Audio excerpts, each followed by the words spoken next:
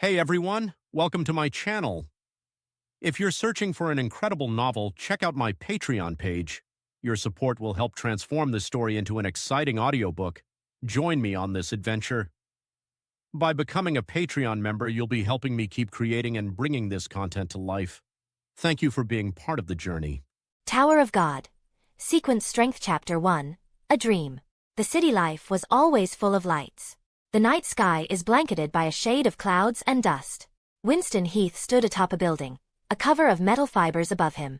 It was constantly raining in this city, perhaps an attempt at washing away the corruption and filth that accumulated for years. The city called out to him like a cheap escort. It did not want him, but it needed him. A damp and despondent feeling crept up the environment like a fluttering flame slowly burning away at a forest. Winston sighed, his sleeping robes feeling especially cold today. He quietly gazed at the rainy sky and the wide array of roads below. The hundreds of lights moving about the city gave him a restless feeling. He slowly twirled the glass of wine he held in his hands and gazed back towards the bedroom. Among the mattresses, a gorgeous woman of German descent slept quietly, her smooth hair sprawled all over. Winston's gaze was one of melancholy and solitude. With a sigh, he gulped down the wine and kept the glass aside on a table. Eddies of wind swept past him, prompting him to cover his body further with his robes. Blowing out a breath of warm air, he walked back into the room. This was the life of Winston Heath, a top-tier theoretical physicist and an MIT graduate in engineering. There was very little time he had for himself where he could silently ponder and contemplate about his life. Most of his nights were accompanied by beautiful women of all kinds. His net worth was well over $1 billion. He led humanity on one of the most important projects of interstellar travel and also on particle physics. It would not be wrong to say that it was the life of a dream, something anyone would wish for. However, there was always a creeping feeling at the back of his mind, a profound sense of loneliness and isolation. Even when he was surrounded by colleagues, or when he was making love to various women, it was something always on the back of his mind. A cold sensation up his spine that he couldn't take care of, an itch on his body he couldn't scratch. He was surrounded by all, but truly known by none. An old man on a lighthouse shines the light, guiding explorers of the crashing waves. Sailors gratefully regard his presence, but no one ever stops or stays. Without the light, many would perish. Yet, here he spends his days with no one to cherish. With a sigh, he took off his robes and climbed back into the bed. The gorgeous woman stirred up in the bed, wrapping her arms around his well-built figure. With a small smile at her antics, the man closed his eyes and drifted off into sleep.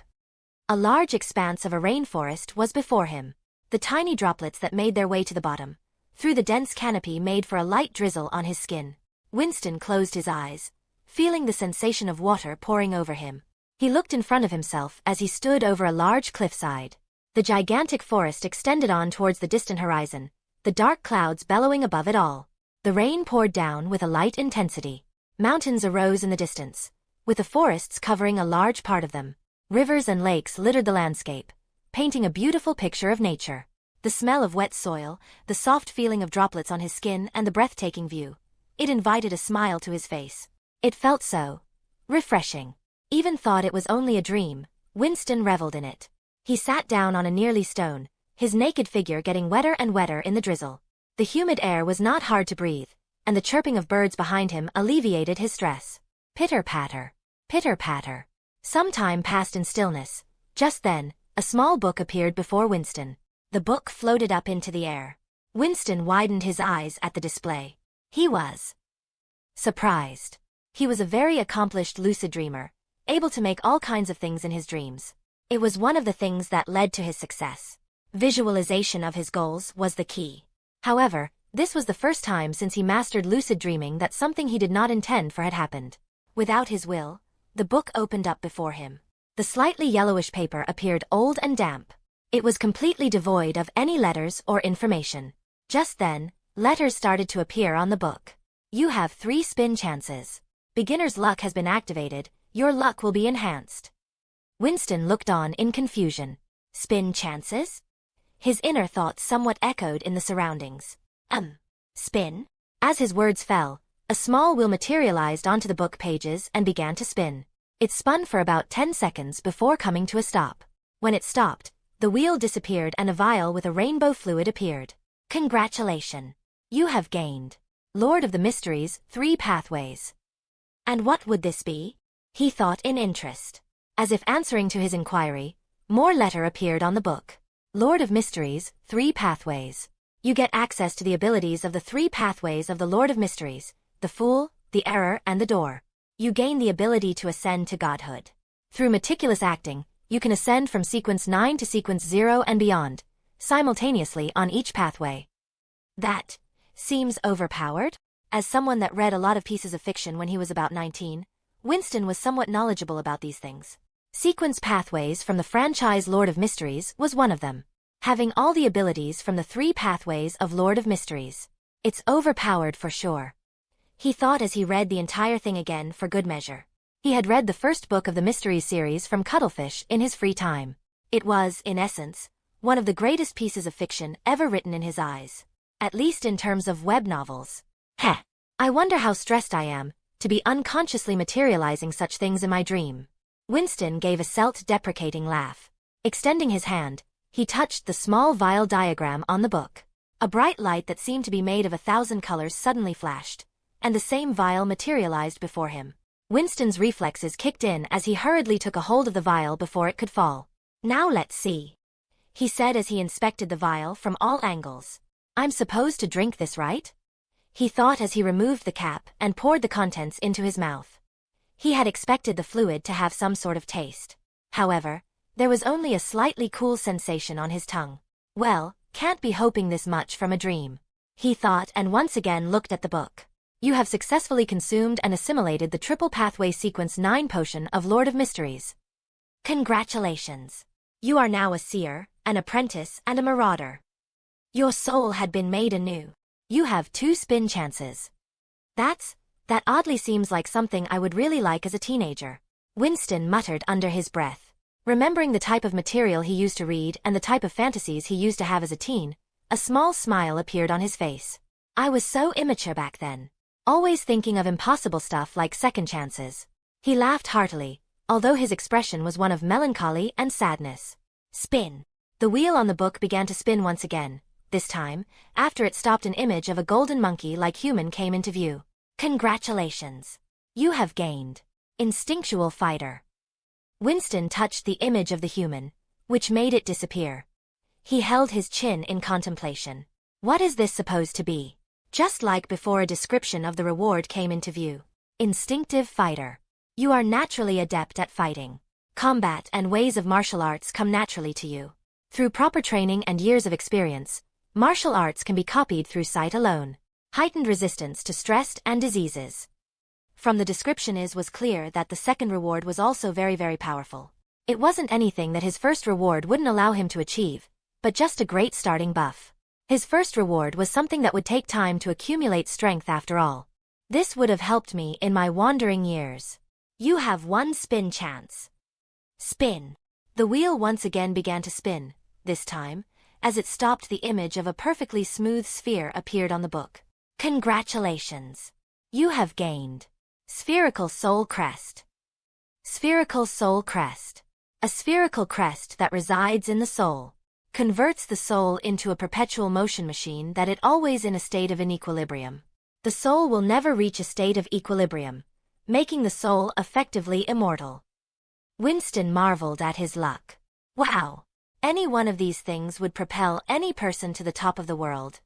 He spoke happily. What a weird dream. The book continued to float in front of him mysteriously. Looking at it for a moment, Winston Heath decided to stop dreaming for now and wake up.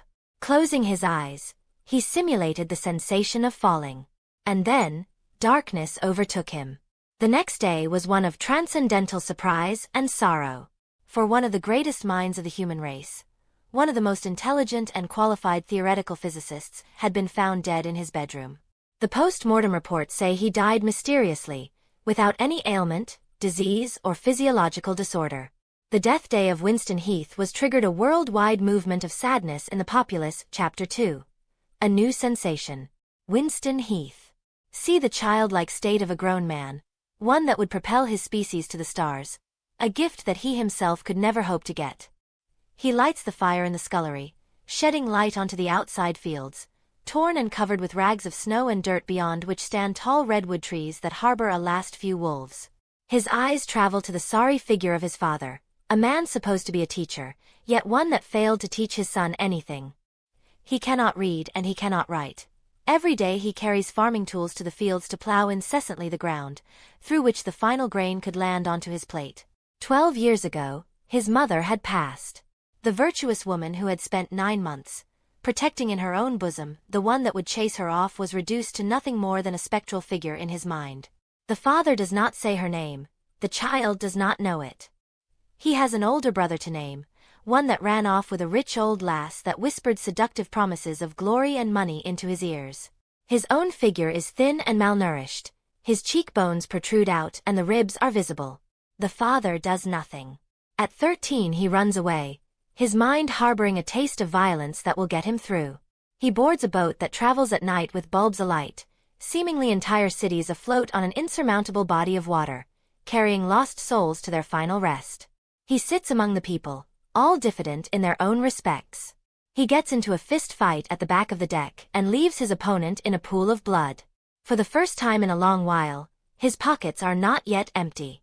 The ship breaks off the float and he gets to the ground. The money and power he holds in the weight of his fist is intoxicating. Cheap whores call him out. He gives in. At 13, he gets the first touch of a woman, one he paid more, to do just that, than what he would earn working for an entire month. He drinks a bottle of beer and lies at the edge of the street. A year goes by. The child has grown into a dangerous boy.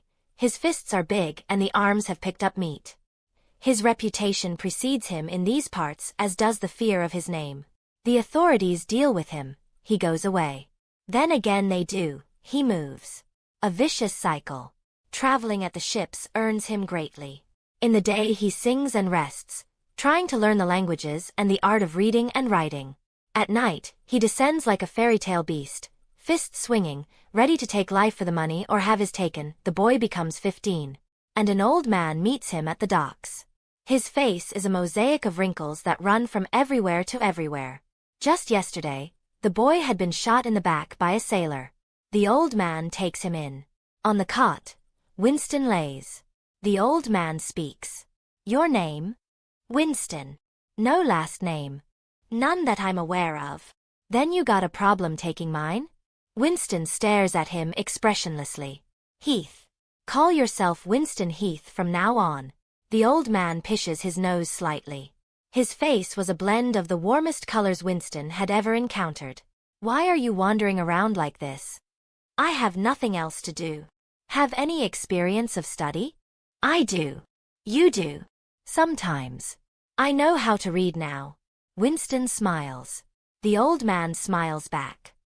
Then I guess you'll be under my care from now on. That was the instance that changed Winston's fate, that would otherwise have him prowling like a deranged beast in the shipping docks like a starved tiger would in the woods. Had been changed to something far more. However, as much as he despised the past of his, it taught him an important lesson. Violence endures. He speaks.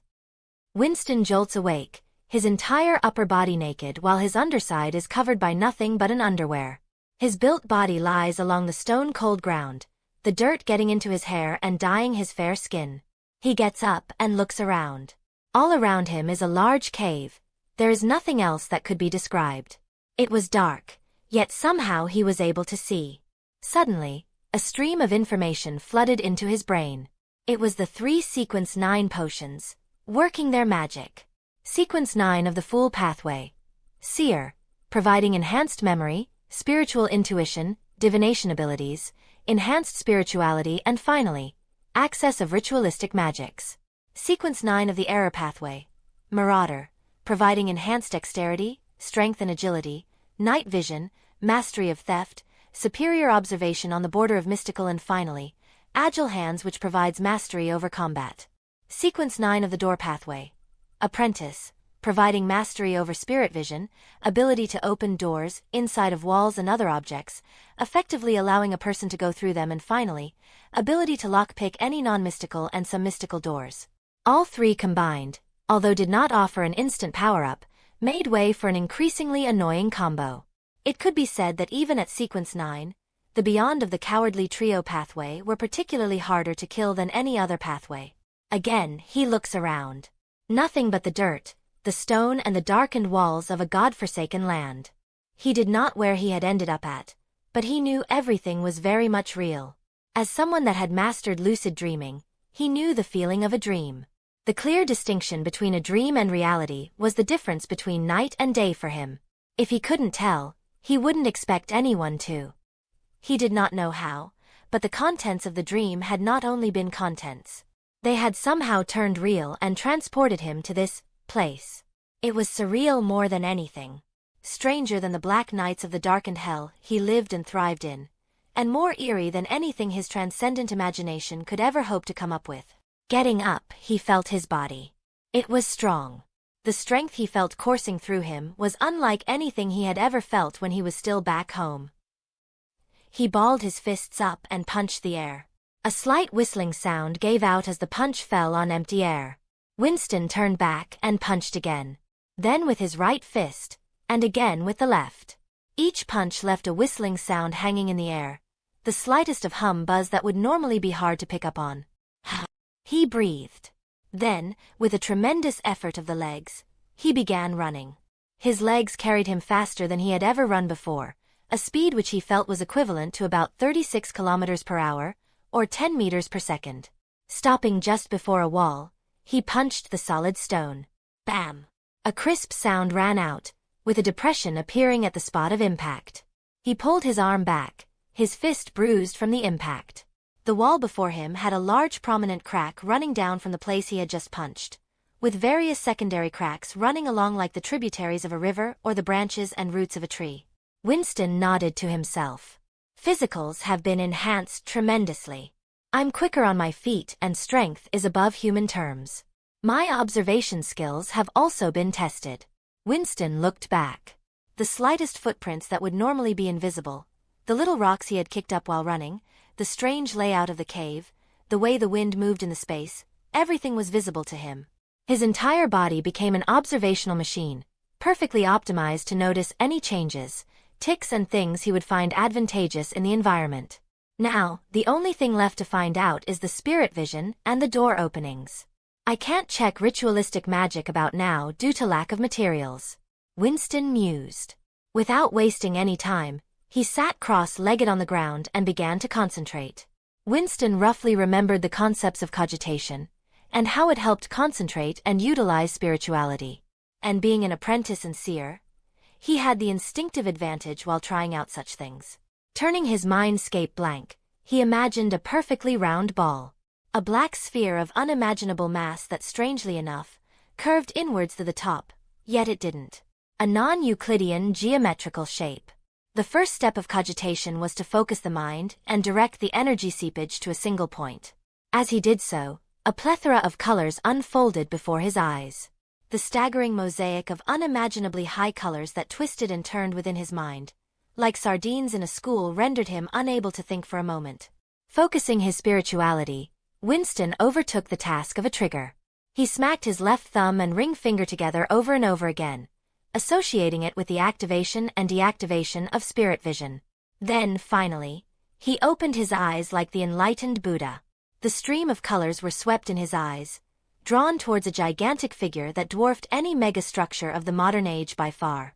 The large behemoth, the tremendously gigantic figure of a billion different colors blended together into the surroundings, making way for a dazzling sight unlike none other. The colors, like a million will-o'-wisps rendered free to roam, centered around, cuddled and bellowed to form a large door. Winston's eyes shone with curiosity, however. He soon squashed the curiosity. In such matters, curiosity was fatal. He had not yet judged, known or theorized about the things that might lie behind the large door. He could not yet hold the luxury of being reckless. Forcibly tearing away his eyes from the door, he looked at his own figure. More specifically, the colors displayed by his astral projection and the ether body. The ether body, the part of the soul most connected with the physical body, exuded a deep white color, almost making his entire body invisible. A sign of great health. As for the astral projection, it exhibited the colors of green and blue, a sign of calm and peace and one of thought respectively. Winston could not help but morph a small smile on his face. This is interesting. For the moment, he decided to familiarize himself with the new skill set he had been provided. Chapter 3.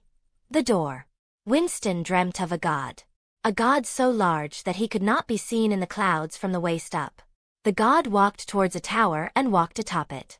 His arms were equally gigantic as his body. He held them out. The tower expanded, and then some more. It kept expanding beyond what the human mind was truly capable of comprehending, eventually overtaking an infinite cosmos. Then, a door appeared to close off the tower, covering everything beyond it like a mist. Winston jolted awake once again. His eyes were unfocused as he thought over the contents of the dream. As a seer, and one with particularly higher spirituality due to the influence of the Marauder and Apprentice potions, dreams were not meant to be ignored. Most, if not all the time, dreams held deeper meaning, as it is the spiritual intuition giving a revelation or warning about whatever it is to come. What is the symbolism behind the dream? I saw the same door in the dream. Winston thought about it for a moment, coming to various conclusions on the get-go. The door leads to a tower. Perhaps the tower might be a symbol for something else. Possibly a rise to power considering the figure of a god atop it? A power ladder that allows one to become a god. He mused. I already have a way to ascend to godhood. However, most of the acting required for it needs to interact with other people and get their feedback. Only then can I progress in sequence. Winston shook his head. Whatever it might be beyond the door, it is somewhat clear that it's a path to power, or at least something close to it. Winston completely trusted his spiritual intuition. In the series Lord of Mysteries, Klein's intuition rarely ever failed to deliver, although that too was partly because of the buff of the Sapphira Castle, but as someone that had 3 sequence 9 potions worth of spirituality, he wasn't far behind Klein's intuition. In fact, he might even theorize that he was somewhat more spiritually sensitive. He sighed. His arrival at the space, which was marked 2 days ago, give or take, had been particularly mundane. He had simply appeared. But everything that came with it wasn't. He had been practicing his powers all this time, getting more familiar with it. Along with that, he had practiced cogitation at practically every free instance he got.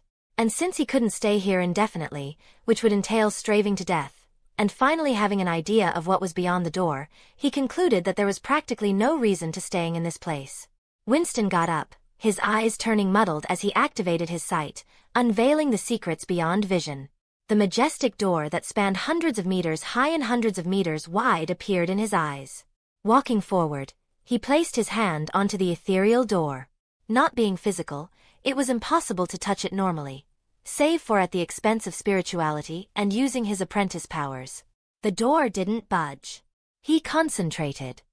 He used the door opening's abilities of the apprentice pathway to the absolute limit of what his spirituality would allow for. Alas, the conceptual power of a Sequence 9's abilities could only get so far. Winston sat back down on the surface of the cave, quietly overlooking the door still. He contemplated. I can't open the doors as of yet. How am I supposed to get in then? He looked around. The cave only extends so far. Even if I use door opening, it only leads to a wall of stone. Meaning, there are no other air pockets at least 50 meters from here. Just as he was thinking about his next choice of action, the door suddenly trembled. The surrounding colors dimmed and scattered as a deep crevice opened within the door. And inside lied an even blinding light than anything the door could ever hope to produce. Winston had the instinct to close his eyes, lest he went blind from the intense light. However, he knew that doing so might make him miss the opportunity, alongside the knowledge that his spirit vision wasn't inherently connected to his physical body, but instead it was information supplied directly to his spiritual body, or the astral projection. The crevice largened, now large enough for an entire person to pass through. No brief moments of hesitation passed him, which might have been indicative of his spirituality warning him. Hurriedly getting off the ground, before the door could close as it was already motioning to, he jumped through the narrow gap into the light, closing off his spirit vision while doing so. Soon, the door closed and the surrounding spiritual colors returned to their usual rest. A lonesome light shone high up above, amidst the spinning mist and the racing winds.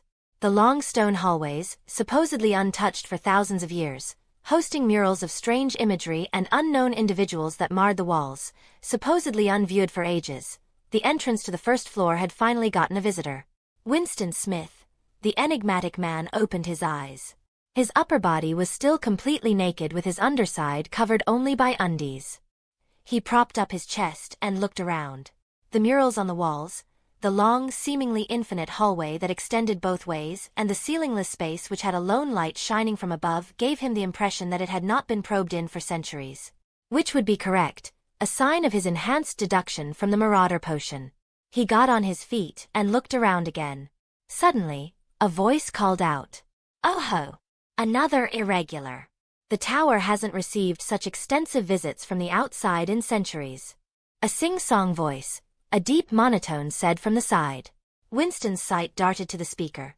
"They're finding a figure too eerie to describe in any form of beauty or majesty by human standards." It was a humanoid figure, standing at a height of an astonishing range between 180 to 185 centimeters, save for his propped-up ears, which when added made him look about 240 centimeters. He had a pure white skin and an elongated face, which stood almost featuresless if not for a singular slit that traveled lengthwise on the lower part of the head. The back of this slit held clear crystal blue eyes, and the front held an almost unnoticeable row of sharp teeth. His arms were unusually thick for his body structure, at least by human standards, and he wore a purple spandex-like garment. He twirled and twisted a golden staff with crystal balled ends in the air, masterfully displaying tricks with it. Winston readied himself to use spirit vision, wanting to get a clearer picture. However, his thumb accidentally met his middle finger instead of his ring finger. Seeing that, he instantly got rid of any thoughts that still harbored or had yet to arise about using spirit vision on his rabbit-like humanoid being. He distinctively remembered Megos from Lo TM, the one that gave the readers PTSD on pregnant woman that harbored an evil god in her womb. At that moment, a critical detail about spirit vision was understood in the novel. "Do not look directly at God." "Who are you?" Winston asked, throwing to the back of his mind the fact that he had nearly gotten himself killed just a moment ago. The rabbit-like figure didn't notice anything. He again spoke in the same sing-song voice. "I am Hedon, the guardian of the first floor of the tower." "The tower? Guardian? Tower indeed. What you are inside is the Tower of God."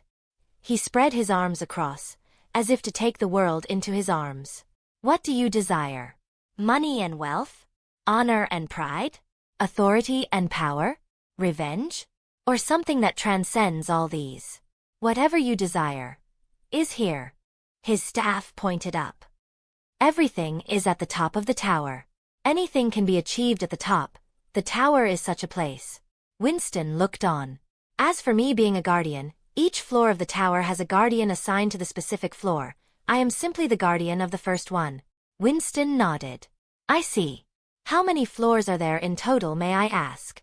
Hedon smirked, displaying his front teeth openly.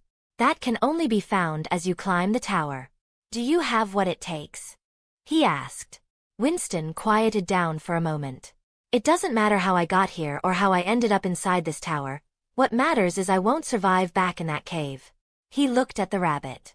"As of right now, I need only enter the tower. The rest can be figured out with time." "Are there any inhabitants in the tower?" "Indeed there are. Each floor harbors millions of inhabitants." "And they all climb the tower?" "Not all, no. Only the ones I select." "And I take it that I've also been selected?" Hedon's smirk widened all the way to his eyes. "No. You were not chosen by me. You came in on your own." He pointed his stick at Winston. "You have chosen yourself. The only question from here is whether you are willing to climb or not." Winston contemplated for a moment. "What does that mean?" "You can find that out on your own." He nodded. From his words, I can at least deduce that the people from the outside are few to name. And as of right now, there might have been another visitor before me, or even multiple of them. And supposedly, they might just have some advantages or disadvantages because they have chosen themselves, as opposed to everyone that it chosen. And it suggests a culling mechanism. Not everyone that gets selected can reach the top, meaning there is a competition underway to the top. That means danger. Winston gazed at Hedon, who was smirking at him. "How do you climb the tower?" "You must take a test on each floor to reach the next one." What might be this floor's test?" I beginning to like you. The first floor test. Let's see. He scratched his chin. Then behind him, the scenery underwent a change. What was previously a darkened hallway that had no end, a large cage door appeared in its place. A green hue emanated from the air beyond the cage, and water-like waves filled the air. The waves rolled and tumbled in the air, like currents in an ocean. And in the waves, a predator lurked. A gigantic fish-like creature with a long tail and 2 appendages floated silently in the air, swimming in the waves. At the center of the cage, some distance from the door of the cage, some shards of a dark substance were lying there. Slowly, they disappeared and a lonesome door appeared in its place. The first test is simple. Walk through that door, and you pass. And what of that monster? That is a white steel eel, a creature found in the tower. It hasn't eaten anything for some time, so it's particularly aggressive. Winston looked at Heaton in silence, unsure if the rabbit-like figure purposefully wanted to get him killed. I reckon if I don't take the test, I'll be thrown back out? That right. Then that leaves no choice. He steeled his resolve and walked towards the cage. Either he died here from the beast, or went back and died from starvation. It was obvious what he was going to pick. Chapter 4. The second floor. Before the cage opened for Winston to walk through, whether to his impending death or a great opportunity yet remaining to be seen, he was stopped by Heaton. The rabbit-like guardian propped up his staff before him. I almost forgot to ask, but what is it that you wish to achieve? The same deep monotone voice called out, echoing in the hallway. What do you mean? Everyone has a path to follow in the tower to get to where they wish to. People desire all sorts of things, wishing for all sorts of things, wanting all sorts of things. What are you after? Winston thought for a moment. Purpose, I guess? Oh. A rather philosophical goal you have. Does it matter what goal I have? Does it make a difference in climbing the tower? Winston asked impatiently. Heaton chuckled. I suppose not. Everything can be fulfilled at the top after all. He removed his staff. Then there is one last thing I have to give you, he said. Winston turned to look at him. Heaton, out of nowhere, pulled out a spherical mass, a deep black ball that floated in the air. This is a pocket. Something that is widely utilized in the tower. It will allow you to understand the language of the tower, Maxethian, he said.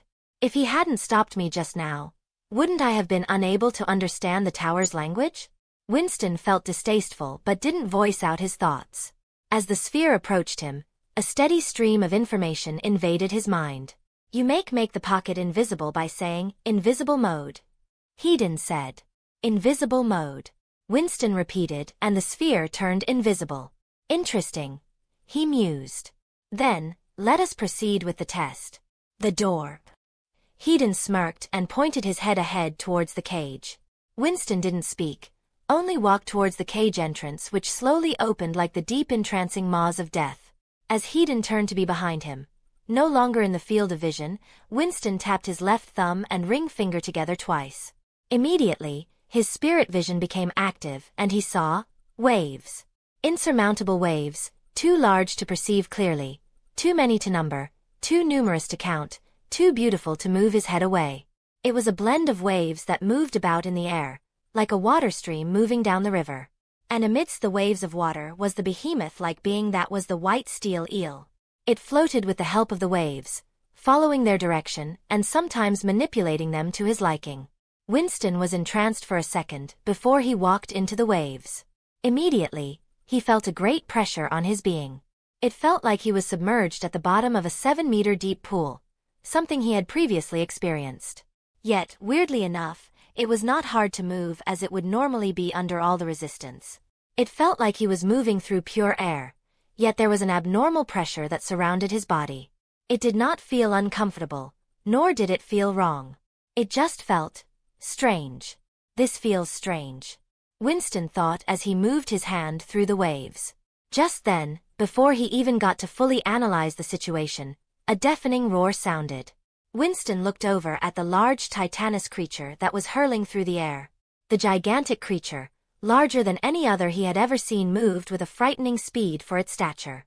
Winston's eyes threaded into needles. Hurriedly, he dashed out of the way and rolled to the right. The white steel eel smashed the ground, creating a deep crevice where Winston's relatively tiny figure had previously stood.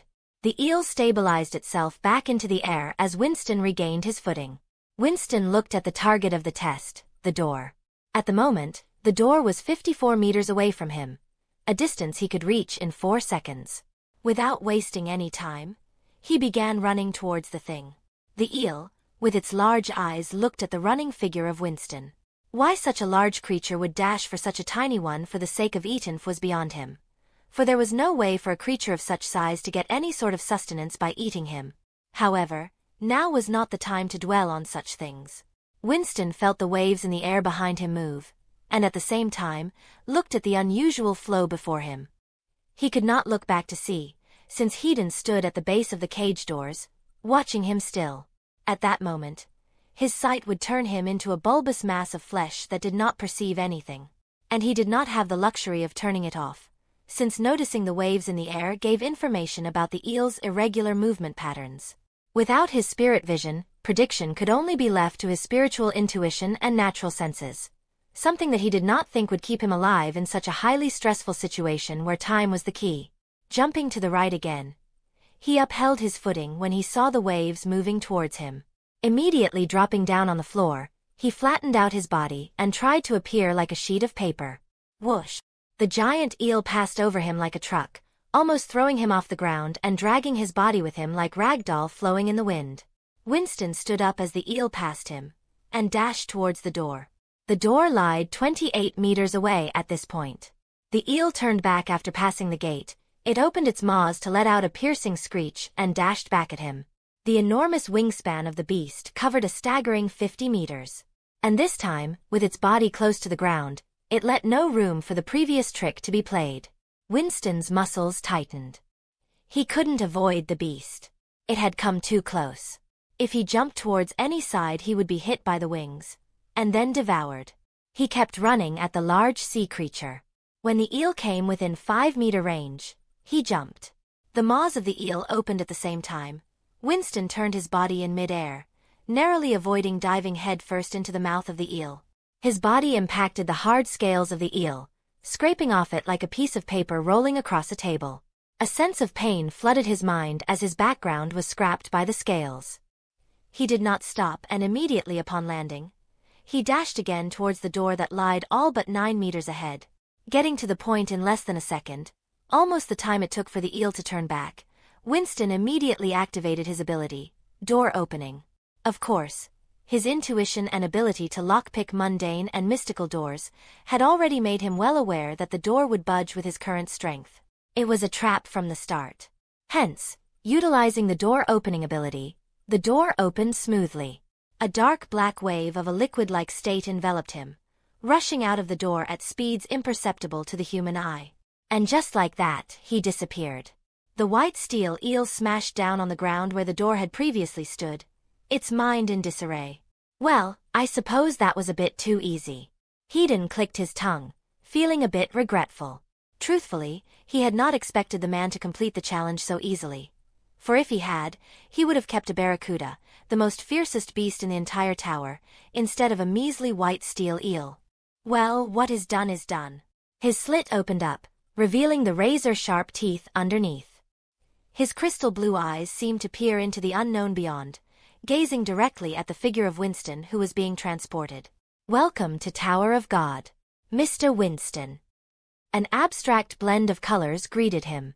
Winston's sense of balance was in shambles. There was nothing to stand on in this strange space through which he was evidently being transported to the next floor of the tower. It was a chaotic dance of spiritual energies and colors of 1,000 types, so many in variety that it was impossible to classify them under the traditional blend of color theory. Winston hurriedly turned off his spirit vision, just in time for his feet to find a ground to stand on. He staggered a bit and then regained his footing. He looked around. Everywhere he looked, there was a sea of gold. Large pastures and fields of ripe wheat and aged grass littered the environment, jutting out of the ground as if the earth itself had decided to fill the space with the gold of the ground. Far in the distance, somewhere between 1 to 1.5 kilometers, lied some hills and small rock formations that sloped gently, enough for a normal person to climb up them with ease. And rarely, He saw some figures moving amongst the crowd of wheat and grass. Although the sod broke most of the view, it was quite clear that many people were in the same situation that he was in, observing their surroundings. The gentle breeze blew across the fields, swaying the upper tips of the giant gold bounty. Just then, a voice sounded. Mic test. Mic test. 1 2 3. Is this working? The voice said, reverberating across the land. Winston looked up at a small box-like object, the thing which had boomed with such a large volume. All right. Attention all regulars. Welcome to the start of your journey, the second floor. The voice continued. Here, you will be judged to be worthy of climbing the tower or not. Let us move on towards your first test. Suddenly, Winston's gaze tightened and he activated his spirit vision. A blend of colors appeared momentarily and then, the world exploded into waves. There's are currently 400 regulars in this area. The test is simple. Bring that number down to 200. The voice said. The test starts now. Immediately, Winston felt a change in the waves around him. They seemed to have taken on a darker tone, along with an overall raging feeling, quickly turning into tides. It seems everyone is ready to kill here. Winston thought as he looked on at the combat happening in the distance through the wheat fields. And the people in the tower are called regulars. Good to know. As he was engrossed in his thoughts, he saw the waves around him shift. Winston stepped back, and just then a man wielding a large broadsword jumped out of the grass in the side, slamming down the sword at the space he has previously occupied. Without missing a beat, Winston drove his fist right into the other party's guts. Bam! Kua! The man's grip on the hilt weakened slightly, and that was enough for Winston to simply slap away his wrists and get the sword for himself. The man staggered back, his eyes widening for a moment. He tried to stabilize himself and go on the offensive, yet Winston was all too quick. Shing! With a quick slice from the sword, the man laid in a pool of his own blood. Chapter 5. Battle Royale. Winston looked at the fallen man's clothes, which had all been soaked in blood. He shook his head, regretful at having wasted a set of clothes. I could have worn them for myself. He looked at his almost naked figure. I need some sort of protection, even the most basic clothes will do. He eyed his surroundings, waiting for the most subtle shift in the waves around him. I guess the fighting I did in my teenage years is starting to pay off. He smiled slightly. Well, it might also be the result of that instinctual fighter thing I got. He looked around with his spirit vision still active. The tumultuous waves were nowhere near the level that the white steel eel exhibited, making it comparatively harder to pinpoint the change. But it was becoming increasingly obvious the more he looked on. It would seem spirit vision is something broken in this world. Feeling a point object blazing through the waves, producing a noticeable hum, Winston ducked into the grass. Whoosh! An arrow flew right past his head, a second too late at catching him. Winston looked towards the distant hill where he could see the rough silhouette of a humanoid figure. The figure held a bow in hand. Without a second thought, Winston began to dash through the grassland, rushing straight at the distant rock hill atop which the Lone Ranger stood all too blissfully ignorant at what was quickly approaching. Seeing a crevice rushing and elongating in the sod, the archer quickly fired in a state of panic. The arrow flew again, finding no target to land on this time too. Seeing the waves in the air seemed to become almost second nature to Winston. His eyes scanned the archer, overlooking his clothes and other equipment. Worth robbing, he thought offhandedly.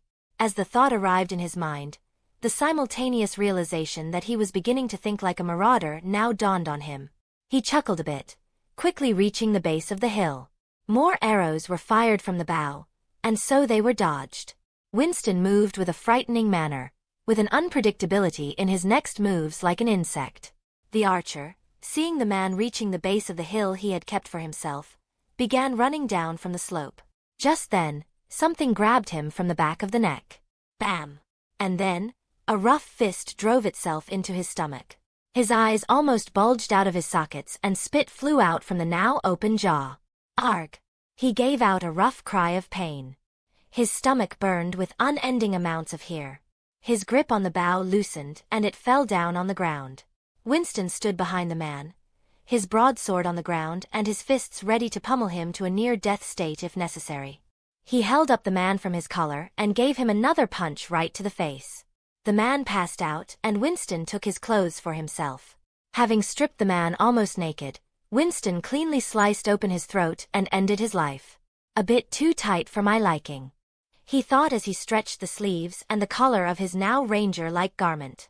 In more ways than one, it made his range of motion somewhat limited due to the tightness. Then again, the outfit belonged to someone of a shorter and skinnier stature. Without wasting any time, he flung the bow and the quiver to his back and picked up the broadsword. Then, he swiftly climbed up the slope of the hill, like the gentle and concise movements of a mountain leopard. Reaching the top, he looked out. The waves in the air were calming down, no longer as tumultuous as they had been just a couple of minutes ago.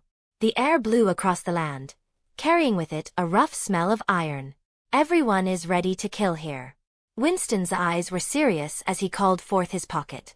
Because of Hedon's mention, the fact that the pocket provided necessary information and was widely used in the tower was deeply remembered by him. As such, it was only rational to think that such a used tool would show some important information in the middle of the test.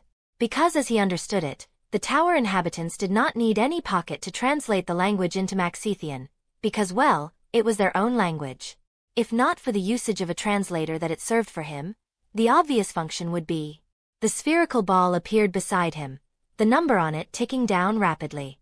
347, 331, 328. The number kept ticking down, the pocket floating still in the air. In front of a test that would determine one's worth to ascend to godhood, any casualties were merely reduced to a number, a name on a list, a loser and a failure. Winston didn't speak anything and closed off the pocket. Now the real question is, what potion should I go acting towards? He thought. As he understood it, digesting any one of the potions would result in the simultaneous digestion of the other two, which would in turn make him able to ascend to a higher sequence in all three pathways. Or at least that was how the words in the dream made it seem like. Just as he was thinking, the waves around him turned somewhat chaotic. He heard someone walking up behind him. Winston turned to look. Right in front of him stood a tall man, almost 7 feet in height. The man had dark brown hair, propped back using a headband. His eyes were of a deep shade of crimson, and the strangest thing about him was undoubtedly his skin color. It was a bright shade of red, as if the blood was shining clean through his skin. Another strange deformity about the man was the fact that he had 2 sets of arms. On his chest, he wore a simple cloth in a cross formation, barely providing any form of protection or fulfilling the goal of covering his body. Below, he wore a small loincloth. In his upper pairs of arms, he held 2 scimitars. Well, what do we have here? The man, nay, the thing wasn't a man. It was of some other species that inhabited the tower. Some species capable of slanderous acts of violence and depravity, as such was the visual impression that his figure brought him. His face was a maniacal grin, just that, along with a mashed-up sneer somewhere in there among the slightest muscular movements of his face. At least that was what it looked to be in Winston's eyes. And considering his marauder observational skills, he was confident about being right. Such an obnoxious brute. The bright red horrible that stood before him held on his body the clothing stained by the blood of the people that previously crossed his path. "Bad luck to you, pal," the creature said, his scimitars readying for action. In response, Winston snorted coldly. "It seems that you've received some brain damage. You should die already. Every moment you spend breathing is an insult to the intellectually gifted," he said, a scowl marring his face. As soon as his words landed, the red man, at first adopted a confused expression. Then, an angry expression appeared on his face. "You!" he yelled, and then without stop, he rushed at Winston, his scimitars held high and ready to strike. Winston readied his broadsword in response, adopting a stance. The red brute swung his swords at him. He stepped back, almost towards the precipice of the hill. His figure staggered back a bit before stabilizing itself. The red brute smirked, his confidence gaining a sudden boost. Using his longer arms as leverage, the again swung his scimitar in a horizontal sweep. As the swing approached, Winston smirked. With a tremendous effort on his legs, he jumped from the precipice, right over the sword swing and stabbed with his broadsword. Skhhh. Arg. The broadsword embedded itself into the left shoulder of the man, narrowly missing his eye, which was the intended target. The brute had realized at the last moment the consequence that would be of his momentary loss of reason and his blind charge into an enemy, and so had adjusted accordingly to get the least possible damage. Tap. Winston, with his broadsword somewhat lathered in blood, landed behind him, and no sooner did his feet touch the ground than he started to run down the slope. The brute turned back, his lower right arm holding the disgusting wound as his shoulder. His shoulder blade had been completely pierced through, leaving a crevice-like hole throughout. The muscles were damaged and the arm seemed to have been rendered limp as the upper arm dangled down. The scimitar that was previously held in the same arm had already been moved to his lower left arm. "Get back here, you bastard!" he yelled, again charging in a rage. Brutes. They never learn. Winston thought in disdain. Just as the slope broke off beneath his feet, Winston turned and, gripping the broadsword like he would a spear, he threw it with as much strength as he could muster. His feet slid back a bit due to the momentum he carried, and the sword whizzed forward with a noticeable howl of the wind. As a Sequence 9 marauder, although his strength had not been enhanced to a terrible degree as one would see in cases like a Beyonder of the Red Priest pathway, coupled with his already well-built physique and exercised muscles, it proved to be barely enough to throw such a heavy object as a projectile. The brute's eyes widened in shock and he tried to lean back. The sword passed by him in the air, slashing a small part of his neck as it did so. Stabilizing himself, the brute looked at Winston, only to find the comparatively smaller man pointing a bow at him. The bow was loaded with an arrow pointing straight at the four-armed red brute. And then, Winston said something. "Tough luck," he said, and the arrow fired. Whoosh. As quick as his reflexes might be, the man couldn't dodge the arrow aimed at his throat in time. Spurt. Gore. The man fell down on the hot stone, his throat pierced by an arrow. Blood poured incessantly from his wound, and as the blood filled his windpipe and eventually his lungs, he saw the cold look of the man he had deemed as an easy prey. His eyes began to glaze over as tears began to appear inside them. They flowed in a steady stream, as if the brute, no, the man was pouring out all of his past traumas and fears out into the open before the one that had relieved him of his biggest treasure. And then, darkness consumed him. Winston looked annoyed. He covered his nose to block out of the scent of the man's urine. And then, after climbing up the hill once again to pick up the broadsword, he was on his way, this time through the fields. Staying on an elevated height might prove to be beneficial to a ranged fighter. It was even preferable for the melee fighters in such situations like this. However, Winston felt that there were stronger opponents still in the area. Just because he had met people that could not fight properly and were beaten easily, did not mean he could openly display himself like so. Hiding under the hill was also not a great option. Such high grounds were ideal for predators to spot prey in the distance. As such, he did not doubt that many people would be heading to the stone hill, just as the red man had done. Chapter 6. Teammates. As Winston moved through the grass, he spotted a group of individuals traveling. Evidently, they had banded together to survive in the test. When they saw Winston, their very first instinct was to attack. Without having to state it out, they were all killed without a second thought. Winston's ability to read the strange waves in the air, coupled with his natural instincts as a fighter, proved to be more than a match for some half-baked warriors. If they hadn't provoked him, Winston might have let them go, but alas, they had done so. This is a lot more comfortable, thought Winston, admiring his new clothing. One of the people he had taken care of among the group had a similar body shape to him. Along with that, his clothes were rather comfortable and modernized. A simple t-shirt and pants. However, Winston still chose to wear the Ranger's open armor bands above the clothing, not only to hold the quiver, but also for protection. One might never know where even the smallest of protection can play a role. Just then, his spirit vision detected a shift in the waves. Immediately, he grabbed his broadsword and got into a stance. Two people, one from the right and one straight ahead. He surmised. The rustling of the wheat and sod came from the right. Winston turned, his keeping the other side in his vision. Rustle, rustle. Rustle, rustle. As the grass rustled, something came out. It was a large behemoth, a figure that could barely be described as a human. The figure had 2 arms and 2 legs, a mouth and a head. However, on its pale oval head, which was as yellow as its body, not amounts of hair was visible. Instead, Numerous eyes littered the top of its head in a horizontal line, all around in a circle. The underside of this strange creature was covered by a brown loincloth, save for which it was completely naked. Each of the creature's arms was as thick as Winston's waist, appearing extremely powerful. However, the overall demeanor of the humanoid cyclopean-looking figure was lethargic and non-violent. As soon as it stepped out into the view and Winston became visible, it stopped. Then it quietly stared at Winston. Some time elapsed. Sweat began to accumulate on Winston's temples because of the heat in the environment, coupled with the tenseness of the situation. Then, the second figure that was still yet hidden came into view. With the rustling of grass, a cocky voice sounded.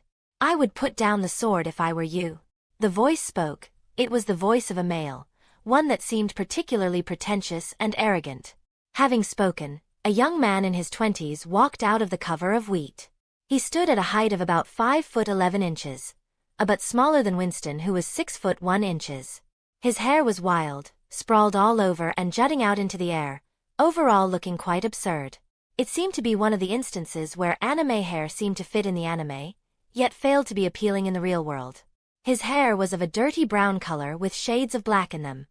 His eyes were brown, mimicking the color of his hair. His overall demeanor was of a hardened warrior, which was well told in the matters of his body.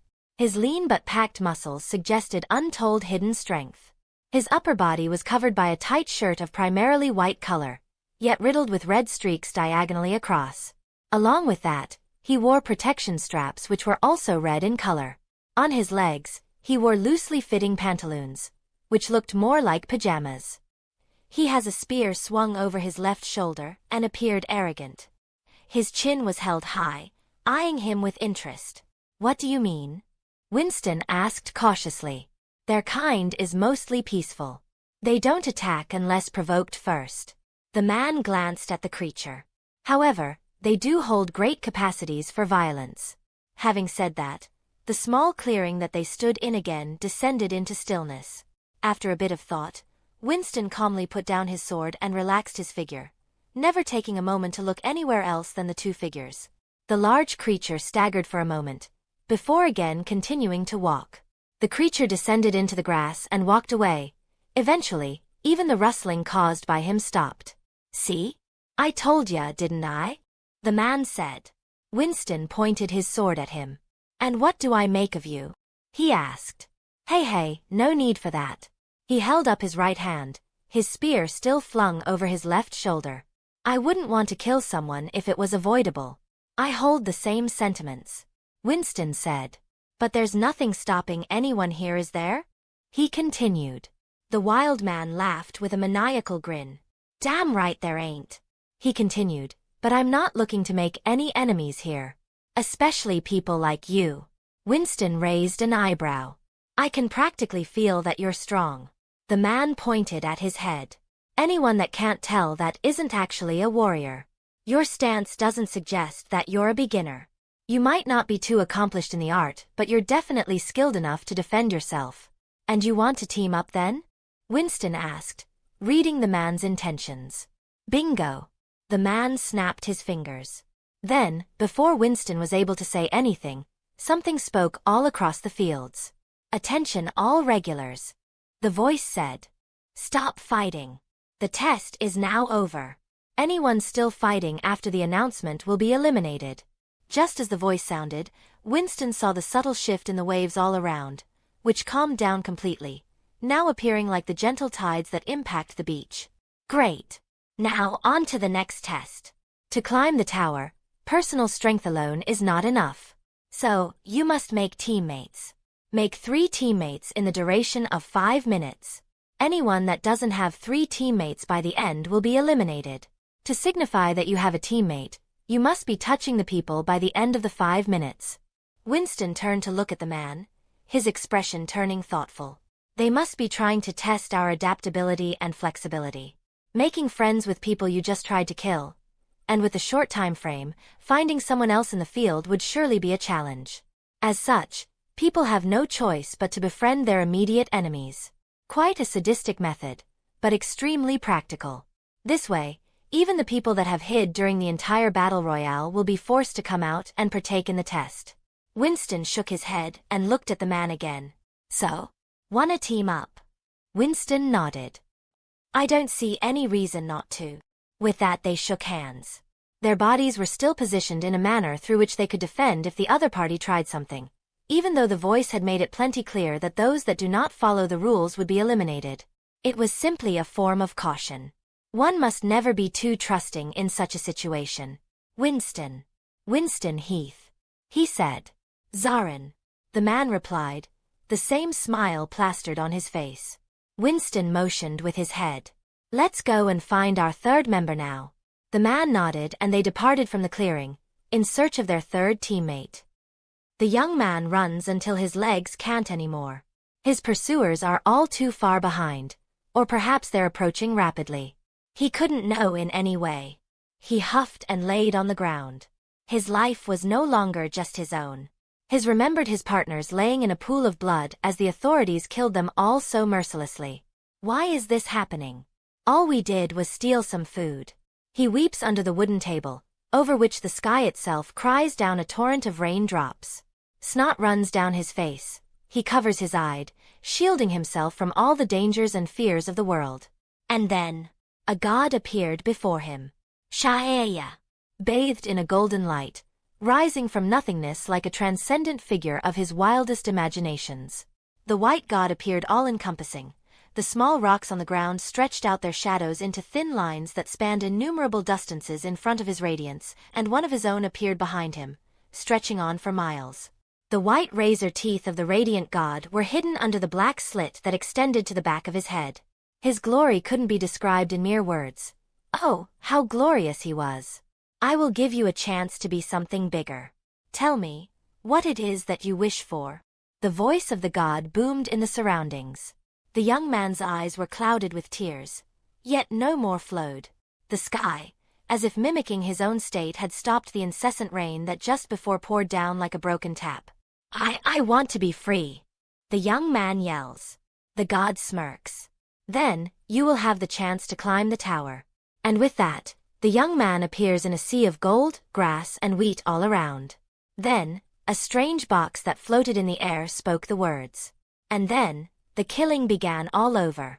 The young man cowered in fear, and then ran for his life. He knew where he was. The floor of tests, the place where the journey of a ranker began, the journey to a better tomorrow. But, I can't do this. His hand trembled as he held a knife stained in red. Another young soul, younger than him, laid motionless on the dirty ground.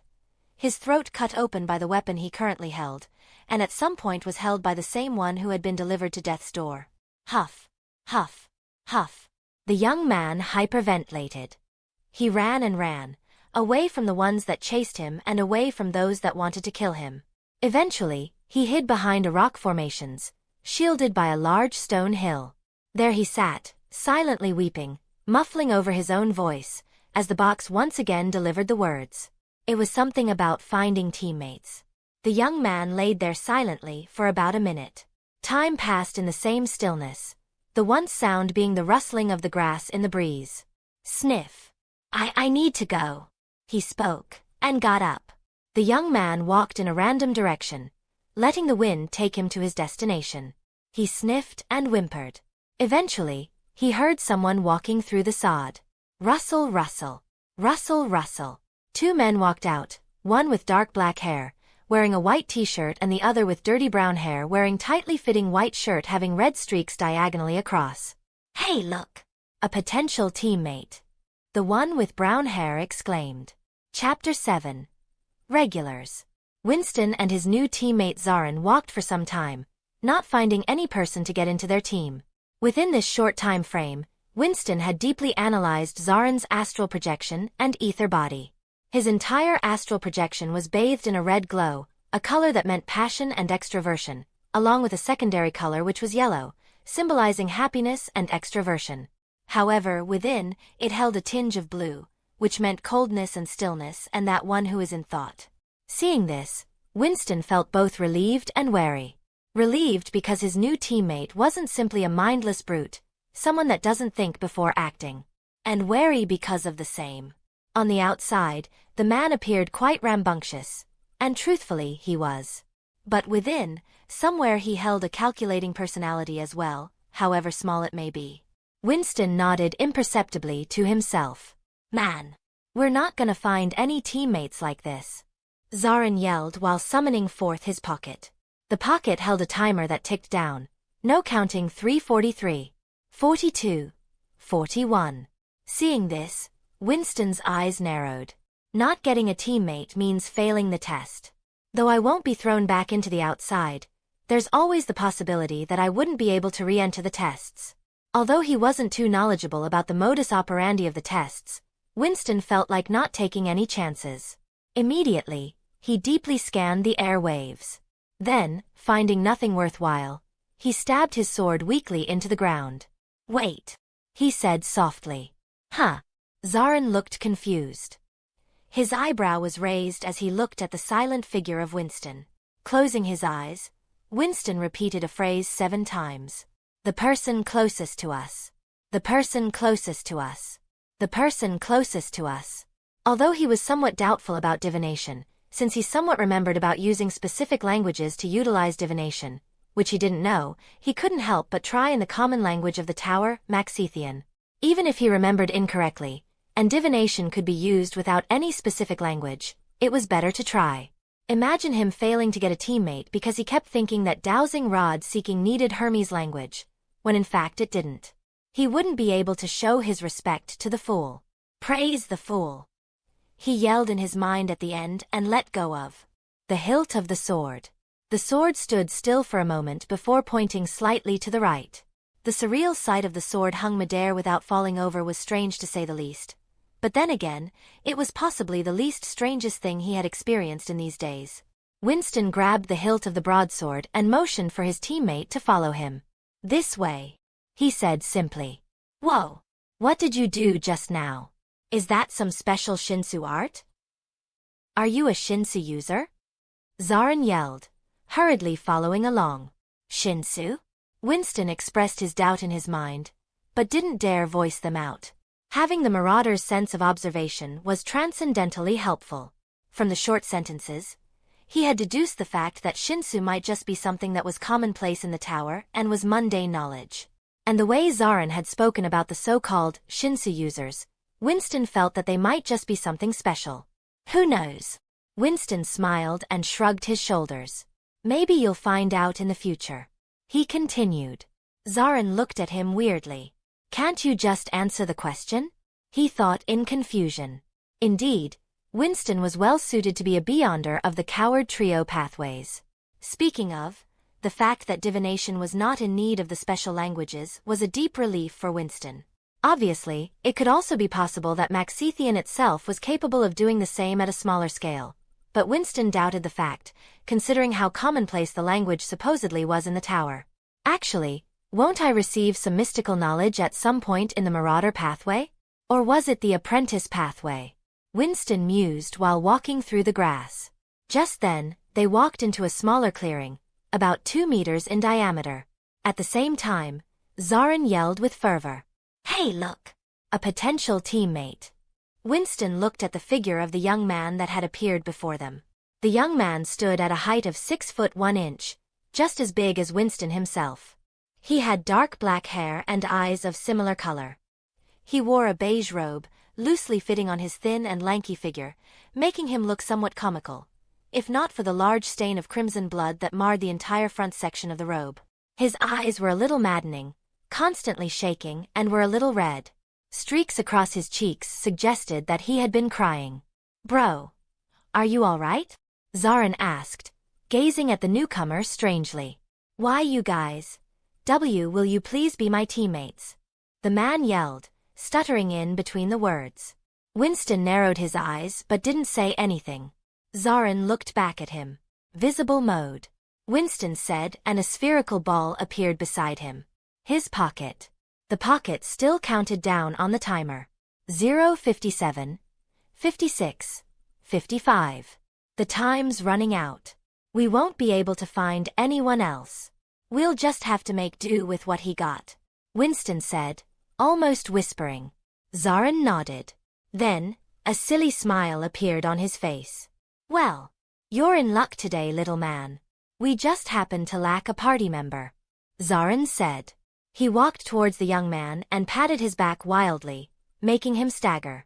Ah, thank you very much, the young man yelled, flustered. What's your name? Mine's Zarin.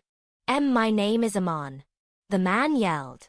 Suddenly, hearing his name, Winston's footing staggered and he almost stumbled down into the ground. What could he do? The name was all too familiar. What's wrong? Zarin asked him, seeing him so stoked by the mention of the young man's name. Nothing. He shook his head. Just a familiar name, that's all. Zarin somewhat narrowed his eyes. Almost imperceptible, however, the change was caught in Winston's eyes. My name is Winston Heath. You can just call me Winston, he said. Of course, Mr. Winston, the man yelled. Winston didn't bother correcting him. He could call him whatever he so desired. It was not his job to bother with the young man. If he wanted to add the little bit of respect to his name, he would let him do so. Phew! Man, I was almost worried that we wouldn't find anyone. Glad we did, Zarin said, sitting down onto the ground. I wouldn't be so happy just yet, Winston thought, looking at the nervous figure of Amon. We don't know his capabilities. Going forward, we would surely need to take tests as a team. When that happens, if he's a good-for-nothing, we'll be under great disadvantage. He shook his head. There was no use thinking about it at this time. With only 10 seconds left, the only thing they could do was form the team. Thinking of anything beyond that was simply a waste of time. Before long, the time came and the voice began to count down from 5. Winston, Zarin and Amon touched each other's shoulders, and eventually, as the countdown hit 0, a distant cry was heard. Winston couldn't quite hear it correctly. Perhaps it was something about turtles? Anyway, with a flash of light, they were transported from their place to another. Winston closed his eyes for a moment, the sudden flash of light coming as a surprise. Before he opened them, he tapped his thumb and ring finger twice, turning off the spirit vision. It was always good to be cautious in such matters. He wouldn't want to accidentally see something that he shouldn't have and turn into a puddle of blood on the ground. It was always a quick and efficient way to kill oneself in the low TM verse. He opened his eyes and looked around. Where they had appeared, seemed to be some sort of a hall, easily capable of hosting more than 500 people with more than enough room to spare still. The entire hall was sparsely filled with dozens upon dozens of other regulars, the other contestants of the test. At the far end of the hall, there was a slight splatter of stairs which led to a tunnel-like walkway, beyond which what lied couldn't be inferred. Winston, seeing that there was no perceptible danger in activating spirit vision, tapped his fingers and the waves once again filled his eyes. Silently, he gauged the other contestants. The majority of the regulars were somewhat battered and bruised, some even badly damaged, a result of the fighting that had ensued downwards. Whoa! This is what I'm talking about, Zarin yelled with a smile. The spear hung atop his right shoulder.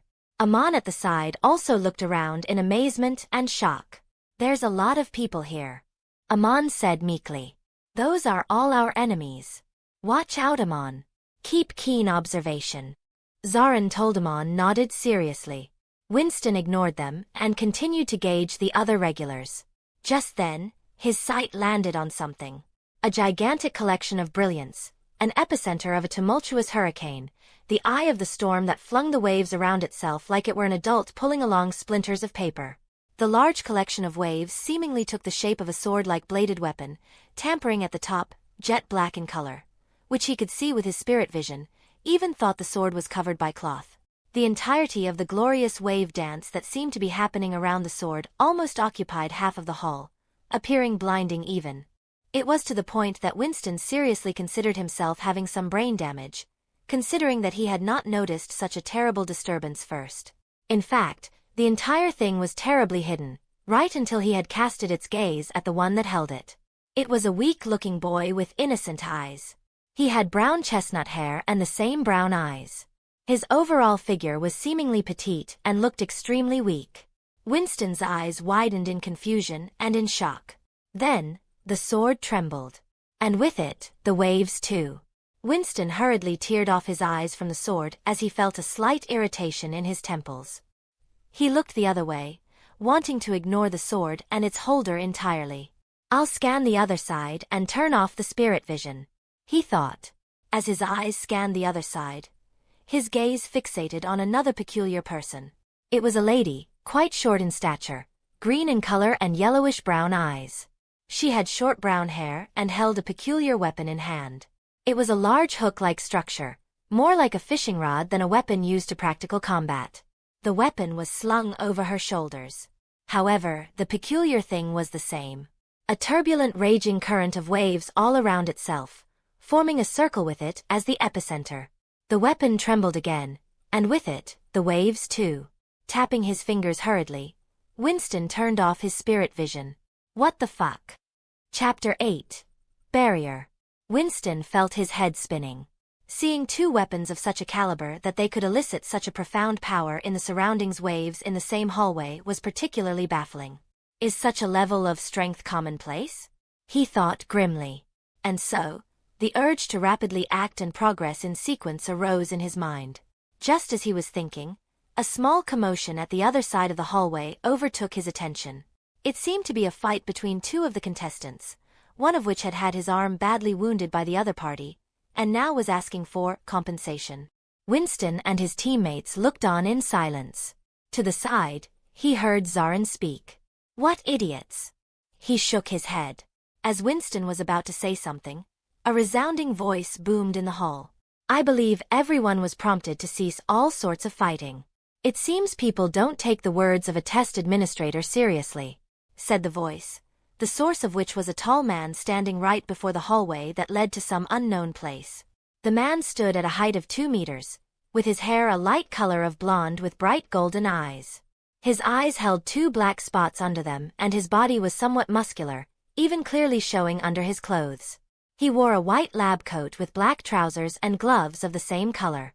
"My name is Luro R.O., your test administrator." "Nice to meet you," the tall man said. Winston cringed inwardly at the display. At the far side, the two people who were fighting stopped, their attention riveted to the enigmatic man who had just arrived. "Test administrator? That means he's a ranker," one of them asked dumbfoundedly. "Ranker?" Winston thought. "That's right." Luro R.O. smiled. The regular who had been making trouble backed off, making remarks like, "Only letting you go because the ranker is here." With that sorted, the ranker spoke again. Then, "Attention all regulars. First of all, congratulations to everyone that has passed the test." He continued. "Before we move on to the next, there will be a short pre-test that would be conducted by me." As his words landed, a wave of displeasure coursed through the crowd. All the regulars present publicly expressed their dissatisfaction, lampooning incessantly about not getting any rest and the rankers not having any patience. Seeing this, Luro R.O. put his hands up. Now, don't worry. The pre-test is very simply. In fact, I wouldn't even classify it as a pre-test. It's more like a chore than anything. Another thing to mention is that fact that anyone that cannot make it through this test would not be eligible to partake in the next one. In essence, this is another elimination test. The gossip among the regulars started again, this time, even louder. Then, the ranker didn't care. He ignored then and stretched his hand out. "Let us begin." With a shout, a transparent blue ball of water appeared in his hands. Without anyone having the appropriate time to react, the ball exploded into a mountain's worth of water, pushing away everyone in a glorious tsunami-like wave. Winston's eyes widened as he saw the display. Their team stood mostly at the deep edge of the hall, meaning that the waves failed to reach them. The water splashed around in the air for a moment, pushing out the regulars to the back of the hall, crowding the otherwise open space. Winston felt the entire display eerily familiar. That's right. It was the same waves that he had looked at whenever he activated spirit vision. Is this Shinsu? Shinsu? Help! Wea! A wave of surprise swept over the crowd of regulars. Winston didn't miss the short exchange of the word Shinsu. That right. It's Shinsu. The test administrator spoke, prompting Winston to listen in carefully. "I compressed the Shinsu to make a barrier and pushed you all out. Shinsu exists everywhere in the tower. It is what allows us to breathe and drink water. Without Shinsu, nothing would exist. Shinsu can allow one to have limitless power and glory, propelling people to the height of rankers. He continued speaking, as if a man of God was preaching a sermon to the uneducated and unenlightened masses. However, some people even use Shinsu as a murder weapon. It can be used to break an arm and do all sorts of miracles. But there are some that aren't able to deal with it well. Such people are not appropriate to be contestants in the tower. Luro Aro pointed to the veil of water in front. Anyone that can pass through this veil won't have any adverse reactions to Shinsu as well. In other words, they pass the test. If all the team members pass through, the team is considered to have passed. And those who don't fail. He smiled, then good luck, regulars. Wait! Someone within the regulars yelled. What if a single person within the team can't pass through? Isn't it obvious? The entire team fails. Luro Aro said tersely. Winston's eyes widened. He sneaked a glance at Amon near him. Damn. What I suspected has come to fruition. We may not be able to pass through this. The regulars screamed at the ranker, talking about how unfair such a setting was. The ranker ignored them for a moment before he spoke up again. What do you think is the most crucial thing to climb the tower? He said. Feeling the silence permeate the entire hall, he smiled. It's luck. The luck of having a strong body, the luck of being smart, the luck of being rich. The luck of saving a teammate, the luck of escaping from death. The only reason you're here right now is because you're lucky. He spread out his arms. And here you say it's unfair to base the test on luck? Stop your mindless blabbering and take the test, you regulars. He said, quieting down finally. God damn it. Zarin angrily slammed his foot on the floor, his eyes glancing at Amon in a not-so-subtle fashion. Amon, who was more concerned about the test, looked down at his feet. Now what? What are we gonna do? He asked him. As Winston was about to speak, a meek voice came from the other side of the veil. Excuse me, Mr. Luro Aro. The voice spoke. The eyes of almost every regulars in the hall turned to the small boy that currently stood alone at the other side of the veil. I wasn't pushed back. Do I go back and re-enter? The boy asked the test administrator. Luro Aro glared at the boy, who shivered. I am sorry. I'll go back and re-enter, he said. That won't be necessary. Before he could move, he was stopped by Luro Aro. Perhaps it was a mistake on my part, but this is also your luck. You pass, he said. Hearing his words, many regulars expressed their dissatisfaction, but it all fell on deaf ears. Winston glared at the boy, more specifically, his weapon. That boy is in no way ordinary. Such a weapon with such overwhelming power. What was it called? Shinsu? Winston shook his head and looked forward. He glanced at Amon again and began to rock his head, trying to think of a way to pass. Winston did not doubt himself to pass through.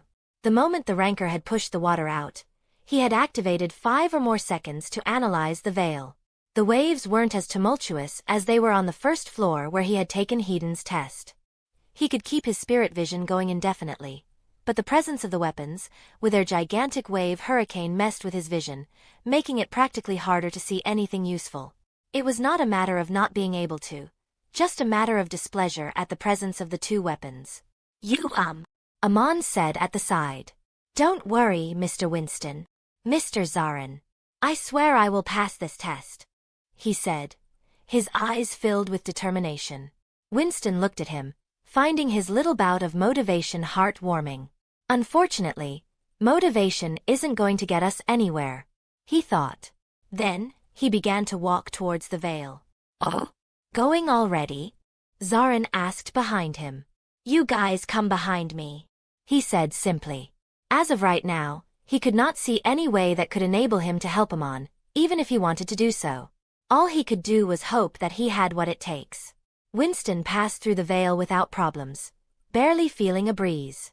To him, it did not feel at all like he had walked through a filter meant to provide restriction to the regulars. Walking cleanly through the veil, just after the green-skinned girl, Winston looked back at the veil.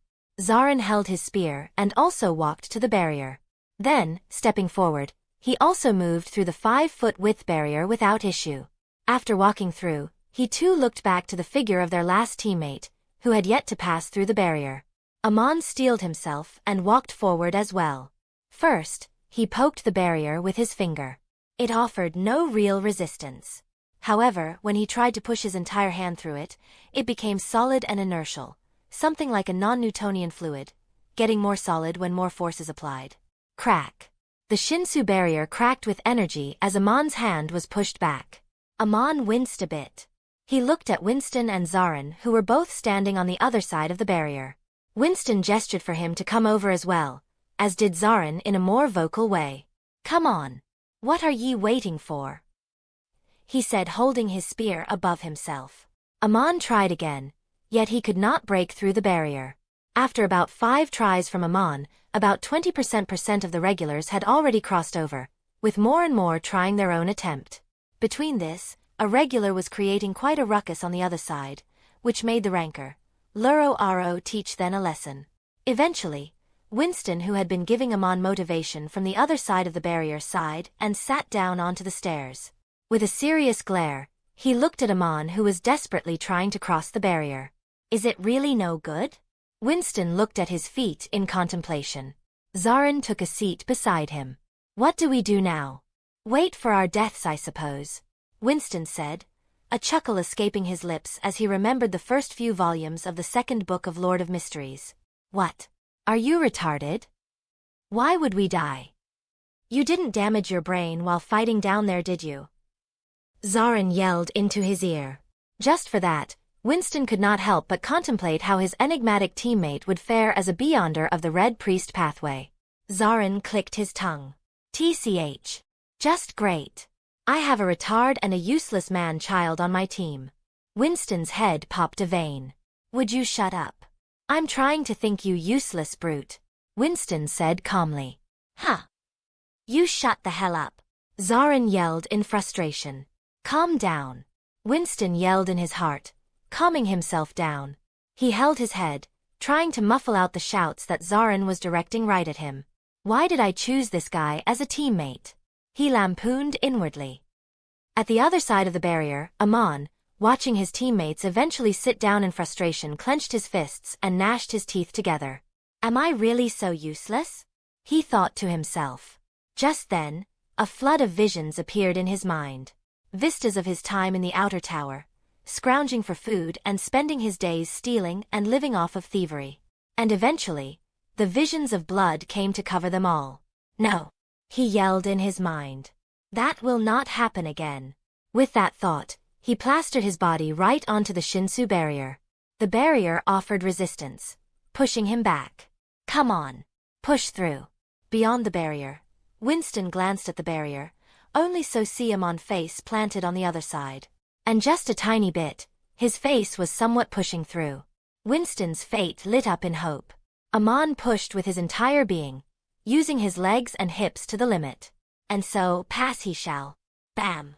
Amon fell onto the ground on the other side, bruising his nose in the process. Winston and Zarin got up, both rushing to the man. "Good job, kid," Zarin yelled. "Way to go."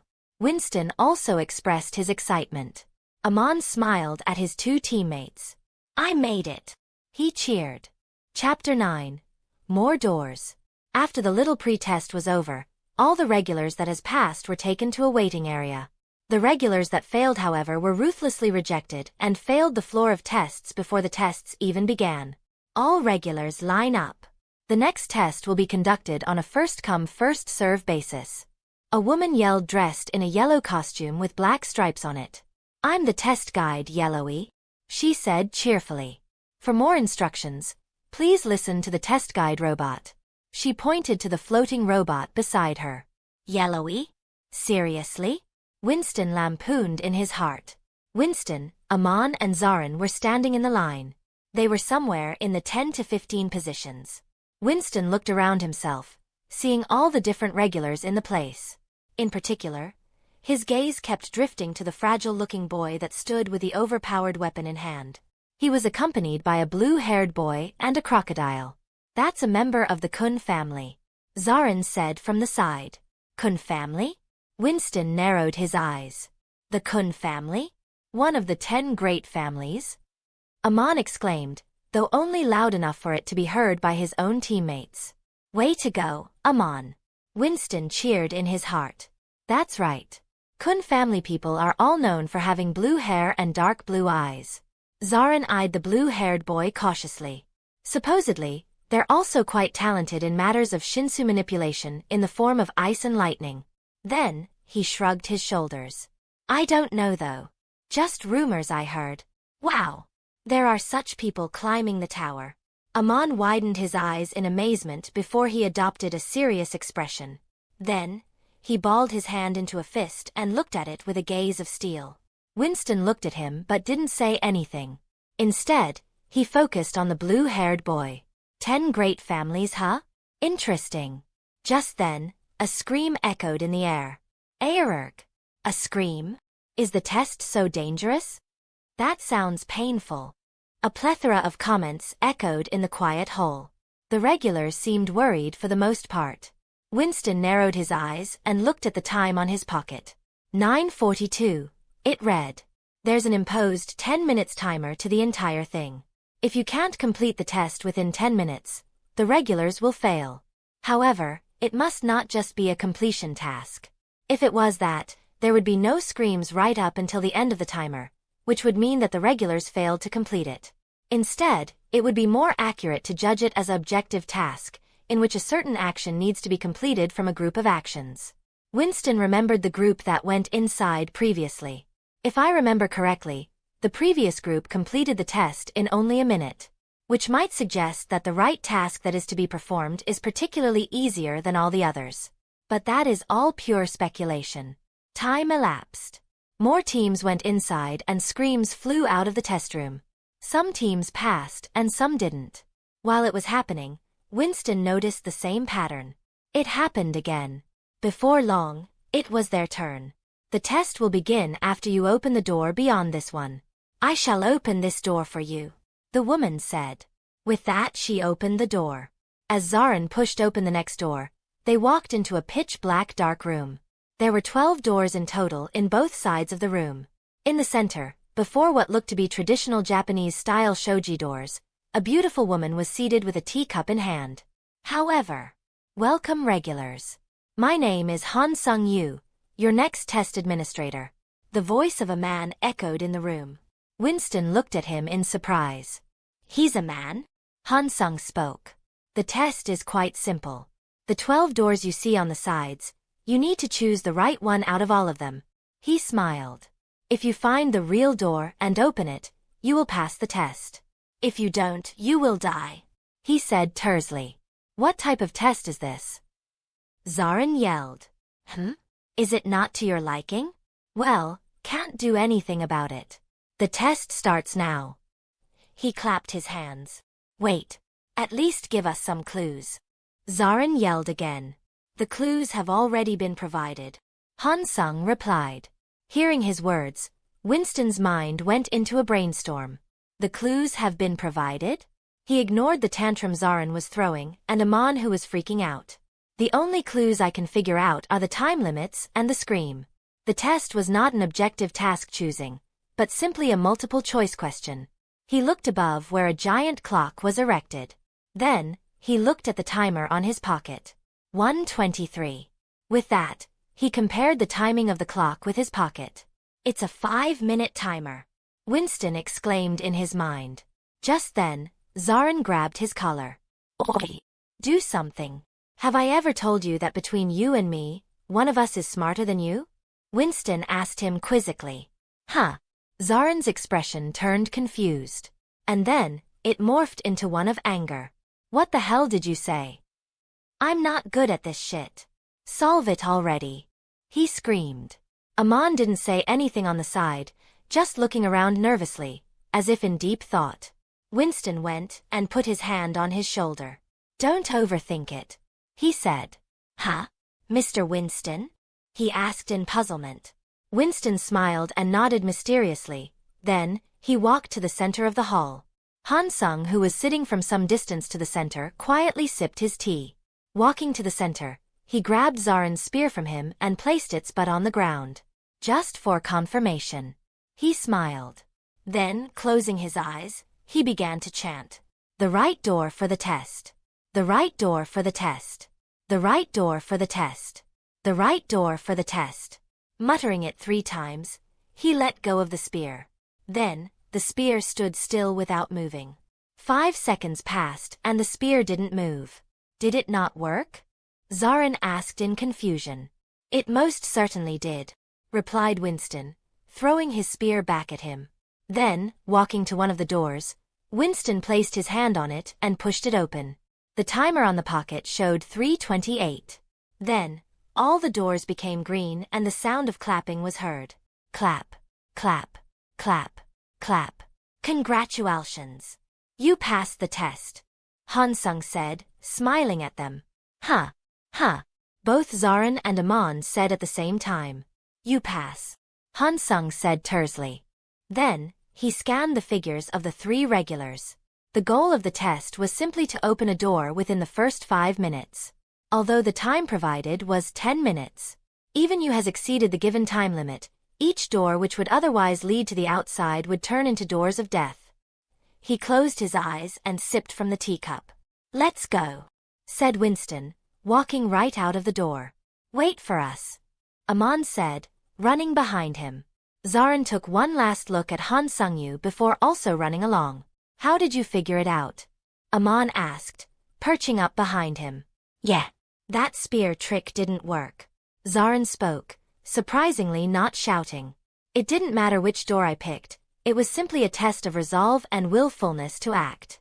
As long as any door was picked within 5 minutes, we would have passed, Winston said. The administrator already said that. How did you reach that conclusion? Zarin inquired. It was simply a matter of elimination. The administrator said that all the clues were provided, that being the time limit, the screams and the clock at the top. Any other conclusion could never logically be confirmed from the amount of clues given. He finished. I deduced something similar but wasn't sure to act on it, Amon admitted from the side. Then he scratched the back of his head and smiled awkwardly. I got too nervous. Winston narrowed his eyes slightly and chuckled. No worries. You'll eventually learn to get through any test you can come across, he said. Then, he slightly gazed at Zarin who was walking beside him. His otherwise silly and flamboyant expression now turned still. Both of them are somewhat logical thinkers. Well, one is smarter than the other. Winston nodded slightly, unbeknownst to his teammates. Amon smiled at Winston's reassuring words and didn't say anything else. Soon, Zarin also returned to his cheerful temperament. What a ridiculous test. Even a kid could solve it, he declared. Both Winston and Amon laughed a bit. After the test was done for all the regulars, they were given a short rest of about 30 minutes. All the regulars were gathered in yet another hall. This one had strange contraptions that looked eerily similar to vending machines. Winston stood in front of one with Amon. He quietly observed the variety of food and drinking items displayed on the machine. Do you have any points? Winston whispered. No. Amon whispered back. Is there a way to steal it? Winston looked around. Immediately, he could easily spot many of the things that could be stolen on all of the regulars' bodies. However, unfortunately for him, points were mostly a digital thing stored in their pockets. Momentarily, he marveled at the marauder's sense of thievery and the dexterity of his hands that itched to try something. However, he suppressed the urge, for now. What about Zarin? He said he comes from a hunter tribe. They don't use things like points because it doesn't have any use for them. Winston nodded reluctantly at the explanation. He looked at Zarin who stood alone at one end of the hall, some distance from the vending machine they stood in front of. Just then, Winston sensed movement to his side. He turned and looked. It was the same boy with the sword. The boy looked nervous as he observed the contents in the vending machine. Does he have any points? Winston mused. The boy tried to tap on the vending machines like Winston had just 3 minutes prior, before being told by Amon about the point system. Ah, you need points for that, Winston said, trying to talk to the boy. The boy looked at him, his brown and innocent eyes reflecting the figure of a dark-haired man that had hazel-colored eyes. Points? He asked in puzzlement. It's a currency system in the tower. It is used universally to transactions. He replied. I'm Winston, by the way. This is Amon. He pointed to Amon behind him. Ah. Sorry. My name is 25th Bam. It's the day I was born. Bam explained. Bam, huh? Since he doesn't know about the point system, does he also come from an isolated community? Winston wondered. Then, his gaze wandered slightly to the sword that was wrapped in bandages. He hurriedly tore off his eyes lest the boy notice them. Nice to meet you, Bam. Nice to meet you, Amon said from behind him. Nice to meet you too, Mr. Winston. Mr. Amon, Bam exclaimed with a pleased smile. Winston looked at him with a smile. Is he really so trusting, or is it simply expression control? Winston wondered, not understanding the boy. His expression was too honest and trusting, appearing somewhat eerie in a place such as the floor of tests, where everyone could potentially be your enemy. It must be deception, Winston concluded. As they were talking, someone appeared beside them. It was a normal-looking person with dimples on his cheeks and close-cropped hair. He wore a purple jumpsuit and appeared to be about 180 centimeters or 6 feet high. Chapter 10. Crown Game. Money Mode. The man said. His pocket appeared beside him and he tapped on the small screen that was before the vending machine. The screen turned green. Ding. And with that, the drink Bam had tapped for went down. The man picked it up and handed it to the boy. Here's the drink you were getting. He smiled. Hey, buy us a drink as well. Winston lampooned with a sour expression. It seemed to him that they would not get along well. The name's Shibisu, he said. Seems that you passed as well, lucky boy. Then he turned towards Winston and Amon. And so did you guys. Nice to meet you. Winston nodded at him. A pleasure. My name is Winston. You can call me Amon. Amon said from behind Winston. Shibisu nodded. You want drinks as well? They bonded quickly. After getting the drinks, Shibisu talked to Bam's teammates. Winston and Amon went back towards Zarin, who wanted to snatch some of Winston's drink. Give me it, he yelled. No way. Get your own, you bro-K, Winston said in a mocking tone. You. Please stop. Amon also yelled from the side. As their antics continued, a familiar person arrived into the hall. Attention all regulars. Luro Aro said entering the room. His declaration managed to stop Zarin from obsessing over a canned drink as their team turned to look at the ranker. I come bearing good news, he said. Good news? A voice asked among the crowd. That's right. We will give you all a chance to partake in a game. Luro Aro smiled. No. That's not advantageous to us at all. Shibisu replied from the other side of the hallway. Any extra tests will only be disadvantageous. Luro Aro shook his head and chuckled. You misunderstand. You are free to not take the test. There is absolutely no penalty for you to do so. Then, his eyes scanned the regulars. However, the winning team of the game will be allowed to ascend to the next floor, without taking any of the tests that would be conducted later down the line on the test floor. As his words landed, silence descended onto the hall. Every regular's attention was piqued, looking intently at Luro Aro. So, does that seem advantageous? Luro Aro smiled. Before long, everyone that wanted to partake in the test was taken of their respective rooms, each of which was further connected to a collective hall that was at least 70 meters in diameter. Winston, Amon and Zarin stood in their own cell, overlooking the hall that the game as Luro Aro described would be conducted in. The entire hall was painted a thick color of yellowish gold, the like morning streaks of light that scattered across the infinite sky into 1,000 more shades. The golden color was deeply reminiscent of the sun that shone with the color of steel as it rose from oblivion, the place where ground and sky connected into one. At the center of the hall, a gigantic throne was erected, also plated in a thick golden color. Atop the sole seat of the throne, which seemed to be capable of holding at least 10 people, sat a lonesome golden crown, too majestic to tear one's eyes off of. Now that you've all been transported here, I will explain the crown game to you. The tall human, the ranker Luro Aro said, taking the crown from the throne. It was unknown at which point he had ended up there, or perhaps he had always stood at that place. One couldn't tell. The crown game, in short, is a game to steal the crown. He continued. The team that holds the crown at the end wins the game. That might appear simple at first glance, but the rules are complicated. The first is the time limit. He put the crown atop his head. The game will be conducted in 5 rounds, each 10 minutes long. Only 5 teams can participate in a round at once. Once a team succeeds in holding the crown, they pass the round and proceed to the next one. In the next round, 4 teams will enter and will compete for it with the team that passed the previous round, which will now defend the crown. The team that manages to hold the crown in the last round wins the crown game. Loro spread out his arms. Also, there is a way to finish the rounds early, which is to sit on the throne with the crown on your head. His hand pointed to the crown he held on his head. He sat down on the throne. However, there is a movement in restriction. The member of the team that sits on the throne will not be permitted to stand up from it. If they do under any circumstances, their team will lose the round and the next would begin. If such a thing happens in the last round, the game will be terminated with no winners. FYI, the participation is on a first-come, first-serve basis. There is a buzzer on the walls of each of your cells, he said. Winston looked at the red buzzer at the wall of their cell and nodded. Pressing the buzzer will get you your place in the round. Again, the participation is strictly on a first-come, first-serve basis. Loro smiled. He took off the crown on his head and kept it back on the throne. Then participation in the early rounds is clearly disadvantageous. We should opt to steal the crown in the later stages.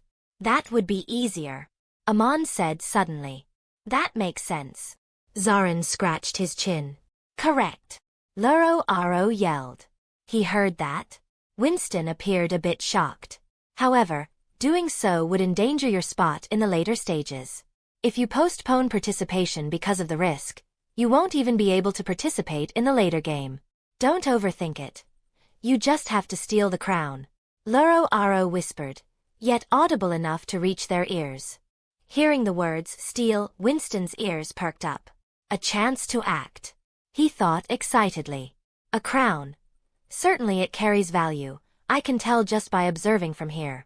A marauder's sense of worldly belongings is really something. And considering all the spectators and even the ranker, it should serve as great feedback. Winston grinned, pleased at the possibility. Then, we will be beginning shortly.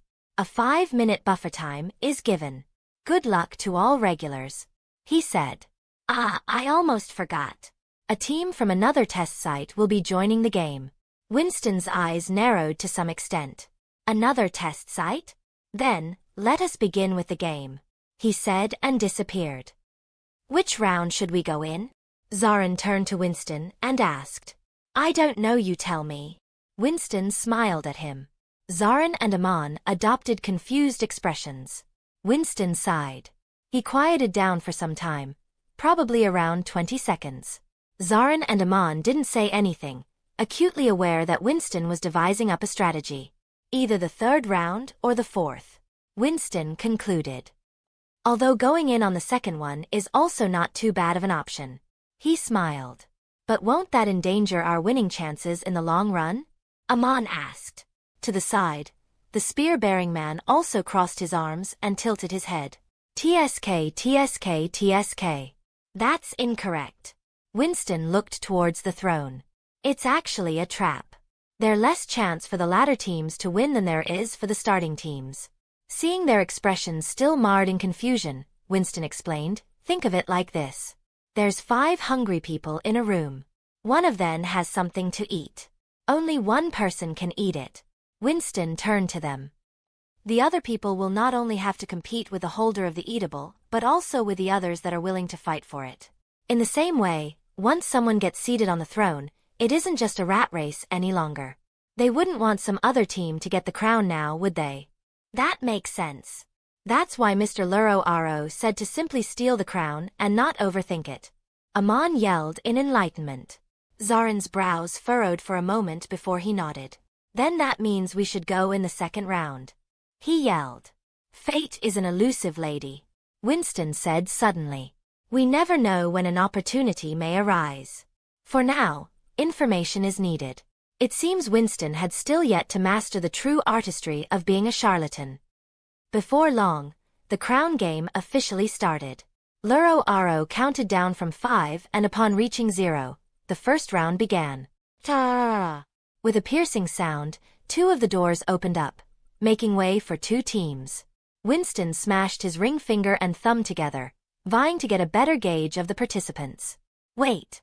That's...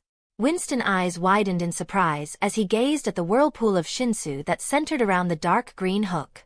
The holder of the weapon, the green-skinned lizard girl, Anak calmly walked in front of her teammates in long strides. Shibasu's team. Amon said. Indeed. Anak, Hatsu and Shibasu walked towards the other team of regulars without a care in the world. Anak said something to her teammates and strode forth by herself. Her teammates didn't follow. She's going to take them on herself? Winston's interest was piqued. One of the regulars from the other team rushed at her. Anak, simply using her palm, smashed his jaw. Bam! Whoosh! Quiet. The entire hall quieted down. The regular, after being hit with Anak's palm right in the jaw, flew to the other side or the hall and slammed himself into the wall. A feat of strength that was unlike anything that Winston could personally hope to mimic. At least not at Sequence 9. Winston looked wide-eyed at the spectacle. What absurd strength. That sort of strength is something I can only hope to achieve at the mid-sequences. Without delay, the remaining two regulars rushed at her. And that was when Anak unfurled the strength of her weapon. With a swing of her hand, the green hook in her hand elongated like a metallic whip, ruthlessly smashing right into the other regular. Whip. Smash. With a smash, the regulars was sent 10 meters into the air and then slammed right into the ground. The other regular, taking advantage of the distraction, punched her right in the temple. Bam! What the dash? The regular's surprised voice echoed in the hall. He had managed to hit her right in the temple, however. He had failed to cause any sort of discomfort, or even movement of her head. Anak turned her head and looked at him. So the lizard has a rock for a head. Zarin whispered from the side. My hand. The regular screamed as he clutched his bald hand, right before getting flicked in the face with the green hook and thrown back. Get the crown. Follow me. The regular that had been smashed into the ground got up and tried to run for the crown, as did his two other teammates who had also gotten up. Without any trouble, they quickly passed Anak. What is she doing? Winston muttered imperceptibly to himself. However, just as they got close to the throne, someone jumped atop it. Holding the green hook in her hand, it extended beyond the throne and she spun it around with great strength. Bam! Bam! Bam! The whip-like weapon hit them all square in the chest, throwing them back and knocking them out for good. Then, without any reason and ignoring her teammates, the lizard sat down onto the throne and adorned the crown onto her head, appearing like a princess sitting atop her throne. Chapter 11. Crown Game 2. As the lizard girl, Anak sat onto the throne, the first round of the crown game came to a conclusion. There was some discourse among the team members of the winning team, and Shibasu argued with the test administrator about the rules, subject to whether the switching of people who wore the crown within a team was allowed. Such things were obviously stretching the rules a bit too thin, and so it was denied. The lizard girl is on the throne now. It's our chance. Zarin yelled from the side, screaming right into Winston's ears. Winston scowled at him and shook his head. No. Now is not the time, he said. Why? Although her weapon can extend, she clearly won't be able to fight as freely now. Hearing his words, Winston glared at the one seated on the throne. More specifically, he glared at her weapon. You don't understand. We should still wait. Yes. We must wait. A smirk made its way onto his face. Only then can I steal the crown and digest the potions. We're gonna have to go into the field at some point. Amon said, fidgeting nervously. Winston nodded at his words. For some reason, amid the tests, Winston, as the most intellectually sane, had been tactically deemed to be the leader of their group, or at least the one whose opinion held the most weight. Winston smiled at them. And that we will. He glanced again at the weapon, and then his eyes drifted to the crown atop her head. We shall steal the crown right under everyone's eyes. For that, we must wait. As Winston understood it, the true might of the weapon had not been unleashed as of yet. Although he felt that in the hands of a stronger being it might prove to be stronger, it stood to reason that Winston was cautious. It was better to be as such, than to suffer the consequences after underestimating the other party's capabilities. For Winston, overestimating his competition was considered better than underestimating them. Then, The second round will begin shortly. Press your buzzers by the time I count down from 5. Luro Ro's announcement rang out, echoing in the hall and in the cells. 5, 4, 3. As the countdown continued, none of their participants rose to press the buzzer. Winston, Amon and Zarin calmly observed the hall, looking for the teams that would be participating. 2, 1. Thigh with thigh. A sharp alarm rang out and the doors opened up for the next batch of teams. 4 teams walked up into the arena, each containing people more eccentric than the other. One of them has a single red eye atop a stone-like head, the other had bat-like wings on his back. One of them slept in a full bed mattress and the other had 2 sets of arms. Amon and Zarin moved closer to the gate where Winston was standing, opting to get a better look at the game. At first, there was some discord among the participating teams as they contemplated whether they were to simply attack without plan or collude together for the taking down of Shibasu's team. Team up? Heh. Yeah right. Winston guffawed in his heart, lampooning together as he did so. In a game such as this, where the stakes were the ascendancy to the next floor and where life and death were on the line, no one was willing to trust each other. It was basic common sense. One wouldn't want to share their worldly riches with others, no matter how much in need the other person was. And when the need becomes universal, the ground that one stands on becomes a battlefield. There is no rest for the wicked. There is only the next battlefield in the tower. That much was already clear to Winston, to someone who had not entered the tower a day ago, and someone that had yet to figure out the intricacies that went along with climbing it. As expected, 2 of the 3 teams that participated began to fight among themselves, while the other 2 swarmed the 2 fighting members of the winning team, Hats and Shibasu. Shibasu got the team with the sleeping man, making things a bit easier for him as he wasn't facing a 3 versus 1 situation. For Hats, it was still manageable because of the gap in strength and skill. Subpar at best. Zarin muttered from the side. Both Winston and Amon glanced at him from the corner of their eyes. Zarin's eyes were deeply riveted to the fights going on, intently scanning each and every single participant. Just 2 people are troublesome here. He whispered to himself again, yet it was still heard by the other 2. His grip on his spear tightened. In the arena, Shibasu was quickly overwhelmed by the 2 members of the opposing team and was then saved by Hats who had taken care of his own opponents. However, something peculiar happened very quickly. The sleeping man who was enveloped by the mattress began to get up, propping up his chest and sitting with the throne on front. Then, he gently held out his hand in front of him. Winston's eyes widened in shock and expectation. Without delay, he tapped his ring finger and thumb together twice in succession, activating his spirit vision. Immediately, his vision was filled by waves that existed everywhere. In the hand of the sleeping man, a bright ball of light began to gather. And then, with a glorious speed, the light rushed towards Anak who was sleeping quietly on the throne. Shaya! Huh! The light enveloped the tiny figure of Anak, or was at least supposed to. The green lizard jumped atop the throne, the crown still adorned on her head. As she landed, she tried to glare at the perpetrator, only to be met with another attack right there. Shah! This one hit her head on, enveloping her without any room to escape. Anak! Shibasu yelled as he ran towards the throne, following behind the 2 members of the opposing team who were vying for the crown. The lady and the guy with the horn jumped to attack Anak who had emerged from the attack mostly unharmed. A wave controller? Amon said quizzically, which prompted Zarin to nod. Wave controller? Winston mused. Contemplating for a bit, he linked the term wave controller with the term Shinsu user he had heard before. He was not sure if they were quite the same, however, since the sleeping man had used the waves around him. Shinsu, Winston felt that they might largely be the same, albeit having some differences. Hence, the need for having different descriptions. If they manage to snatch the crown, we'll have a harder time competing for it. Amon quipped.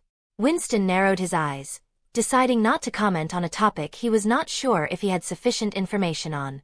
Back in the arena, a soft voice echoed. Unlike you, I can use Shinsu to attack, meaning I don't have the limitation of distance when facing you. The man said. Give up. There is no competition. I can attack the throne from anywhere. He declared with a voice high and mighty, yet laced with a lazy undertone. Anak clicked her tongue, a glare marring her childlike face. At the moment, She seemed more like an acolyte of rage than anything else that could be useful for her description. "Attack the throne from anywhere, you said?" she quipped. Then, she twirled the gigantic green hook in her hand into the air. Winston turned off his spirit vision, feeling the glow of the weapon getting brighter still. "Ignition," she whispered, her voice reaching the ears of every regular present somehow, blossoming a strange sense of foreboding in their hearts. "An ignition weapon?" Zarin screamed, holding the railing in front of him, almost wanting to jump out of the cage. "Ignition weapon?" Amon inquired, never having heard to the term. Winston cheered inside his heart at Amon's question. Alas, they would not get the time for a discussion. Just as they were wondering, the situation in the arena changed drastically. The weapon in her hand, which had stood at a mere 3 meters in length before extended to a staggering 50 meters, towering over everyone like a gigantic behemoth.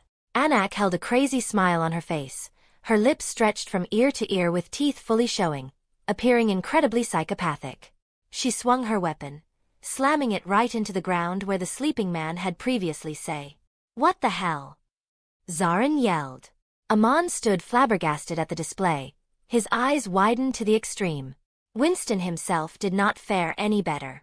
"How the hell am I gonna steal the crown from that?" His eyes narrowed and his lips turned a bit dry. Sweat appeared on his forehead at the relentless barrage of attacks that was being thrown in the ring. Anak with her gigantic weapon slammed into the ground over and over, trying to hit the man covered in the bed mattress. The man in bed, strangely floated into the air, flying about everywhere dodging her attacks desperately. Even a single one could be fatal. His expression was a mixture of anxiety, surprise, and concentration. Then, Anak's green weapon again underwent a change. The gigantic hook which had been flailing around in the air split itself into dozens of other whip-like extensions, each seemingly with a mind of its own. It felt as if a living creature was writhing from the ground up, wanting to kill, destroy, and swallow any living thing it could possibly get its feeling tentacles on. The weapon like an instrument of destruction tore through the air, rushing straight at the 3 other people remaining in the battlefield. Anak laughed like a deranged fairybook beast, descended from the unknown beyond to purge the world from all life. "The thing can split." Winston looked on, getting increasingly shocked from the battle. At that moment, even Zarin, who exclaimed at the battle since arrival, was quieted down, opting to simply observe. Amon nervously watched, unwilling to make a comment upon seeing the concentrated gazes that his other 2 teammates had on the battlefield. However, just when it felt as if it was the end for the other team, something clicked. Anak stopped, the weapon automatically retracting itself into the previous 3-meter hook. She turned towards one of the cages abruptly, simply staring at the air as if bewitched. Taking advantage of the momentary distraction, the team rushed out, reaching back to their own cage. By the rules, return to their respective cage meant elimination from the crown game. "Way to go!" Shibasa cheered, looking at the figure of Anak who stood at the top of the throne still. However, just as he was doing so, Anak, who had been quiet, leapt from the throne towards a cage. Boom! Unknowingly, relief washed over Winston as he remembered the rules. Leaving the throne for any reason whatsoever means elimination from the crown game for the team. Chapter 12. Crown Game 3. 13-month series? Jihad's daughter? Black March and Green April? Winston muttered inside his brain, failing to comprehend the topics and falling behind in the conversation that was being carried out. Strangely, even though the cage Anak had bombarded was at the other side of the arena, Winston and his teammates were able to hear them without problem. Winston secretly stole a glance at the expression of his 2 other teammates, who seemed more surprised than confused. "So she's a princess of Jihad. No wonder she was so strong," Amon said aloud.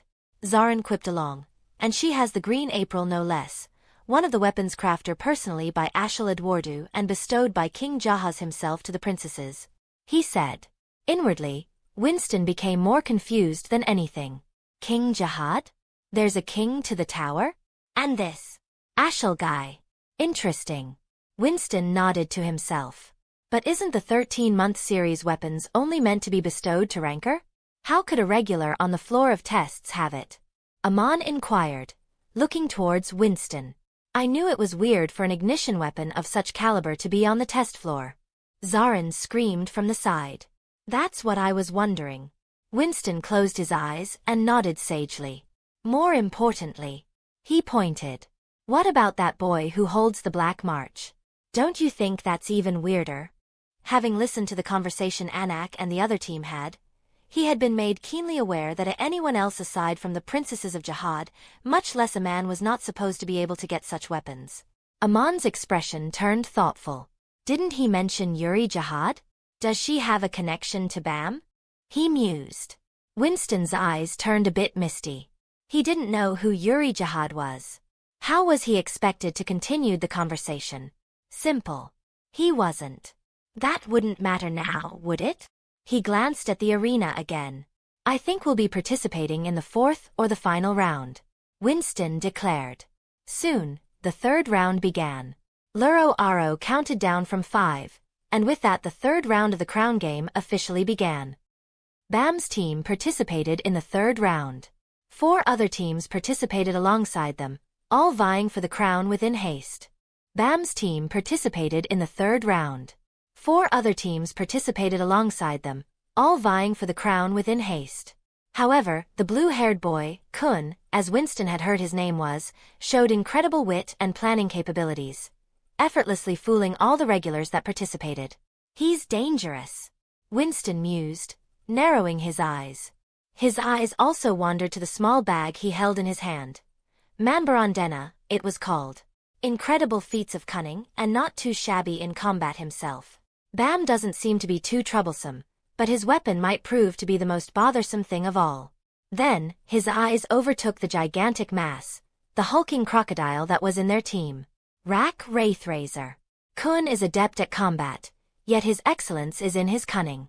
The crocodile is particularly hard to handle. His skill in handling the spear seems too troublesome to deal with. Winston racked his brain, trying to think of a viable plan for the situation. His eyes wandered towards his equipment, which included a steel broadsword and a bow and some arrows. He sighed. I might need to experiment a bit with ritualistic magic after this. Never know when charms could come in handy. He shook his head, focusing on the situation at hand. Logically speaking, with a team of their strength level, most competent teams would choose to participate in the last round. And as of now, only 6 teams are left for participation, meaning there's no trouble of not getting a spot in the last round. The general level of strength of the regulars can be handled. Regulars like the crocodile and then lizard seem to be rare exceptions. And since it will be the last round, all the teams will be agitated and fight amongst themselves.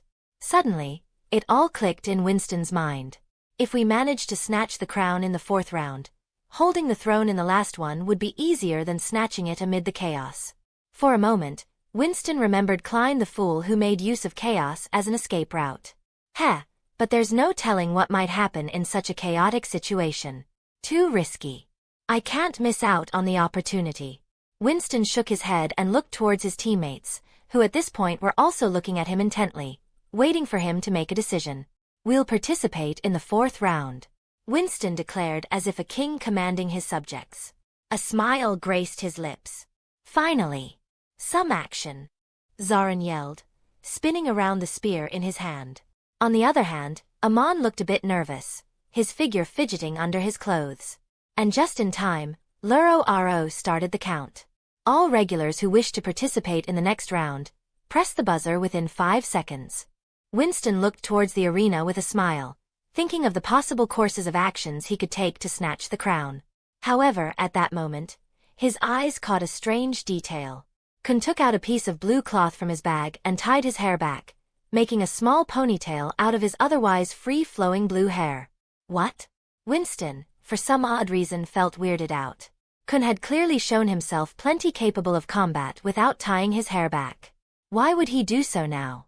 At that moment, he felt something was wrong. The countdown reached 3. Seeing Zarin, who was about to press the button, Winston quickly leapt up and held his arm in an iron grip. Wait! What could be the reason? His eyes scanned Kun's figure once again, then, his eyes landed on the bag. Wait a minute. His eyes narrowed. It's possible for living things to be shrunk and stored as well. Remembering the blob-like being getting sucked into the bag, something clicked. What are ye doing? Zarin yelled, tearing his arm away from Winston's grasp. "We won't be participating," Winston said, his expression dead serious as he looked at the leisurely Kun who sat alongside Bam on the throne. "Why?" Amon said. He had already taken out a short and was ready to fight if needed be. "Just intuition," Winston said. His thoughts could be wrong. But things that could fire off the intuition of a Beyonder were not to be ignored. Intuition warnings were hidden information from the surrounding spirit world. If such a thing even existed in the place known as the Tower, Winston didn't know. But he knew better than to simply ignore such a thing. "If I'm wrong, I'm wrong. We'll just participate in the next round," he said with conviction. Zarin clicked his tongue in annoyance while Amon returned the short sword into its sheath. "Tie it, throw." The alarm sound rang out and the teams were taken out of their cages. 3 teams participated in the 4th round. The 3 teams, like the previous rounds, tried to collude together to take down the current team occupying the throne. However, something unexpected happened. One of the teams attacked the other. The other team, having not expected such things to happen, fell down quickly, putting up little resistance. All while Kun himself, along with Bam, sat on the throne in leisure. The remaining team tried to go for the crown. However, it seemed that they were plenty weaker than the crocodile, with all 3 of them having been defeated in mere moments. As the happenings in the arena concluded, Amon and Zarin looked at Winston with widened eyes. "How did you know?" Amon asked in amazement. "That's the neat part. I didn't." Winston smiled. "What kind of nonsense is that?" Zarin expressed his doubts. Hearing his words, Winston simply shrugged. "I have keen observation skills," he said. "Yeah, right," Zarin snorted, his scowl clearly expressing his thoughts on the matter. Winston could do nothing but shake his head. It was truly due to his keen sense of observation and derivation of information that the Marauder potion provided him that he had been able to even notice the small signs of strangeness with Kun. As for how his mind could even cook up the exact situation with such accuracy, Winston could not say. Perhaps it was the surrounding spirit world, or whatever passed for that here, helping him with the revelations. Intuition is a scary ability, he mused.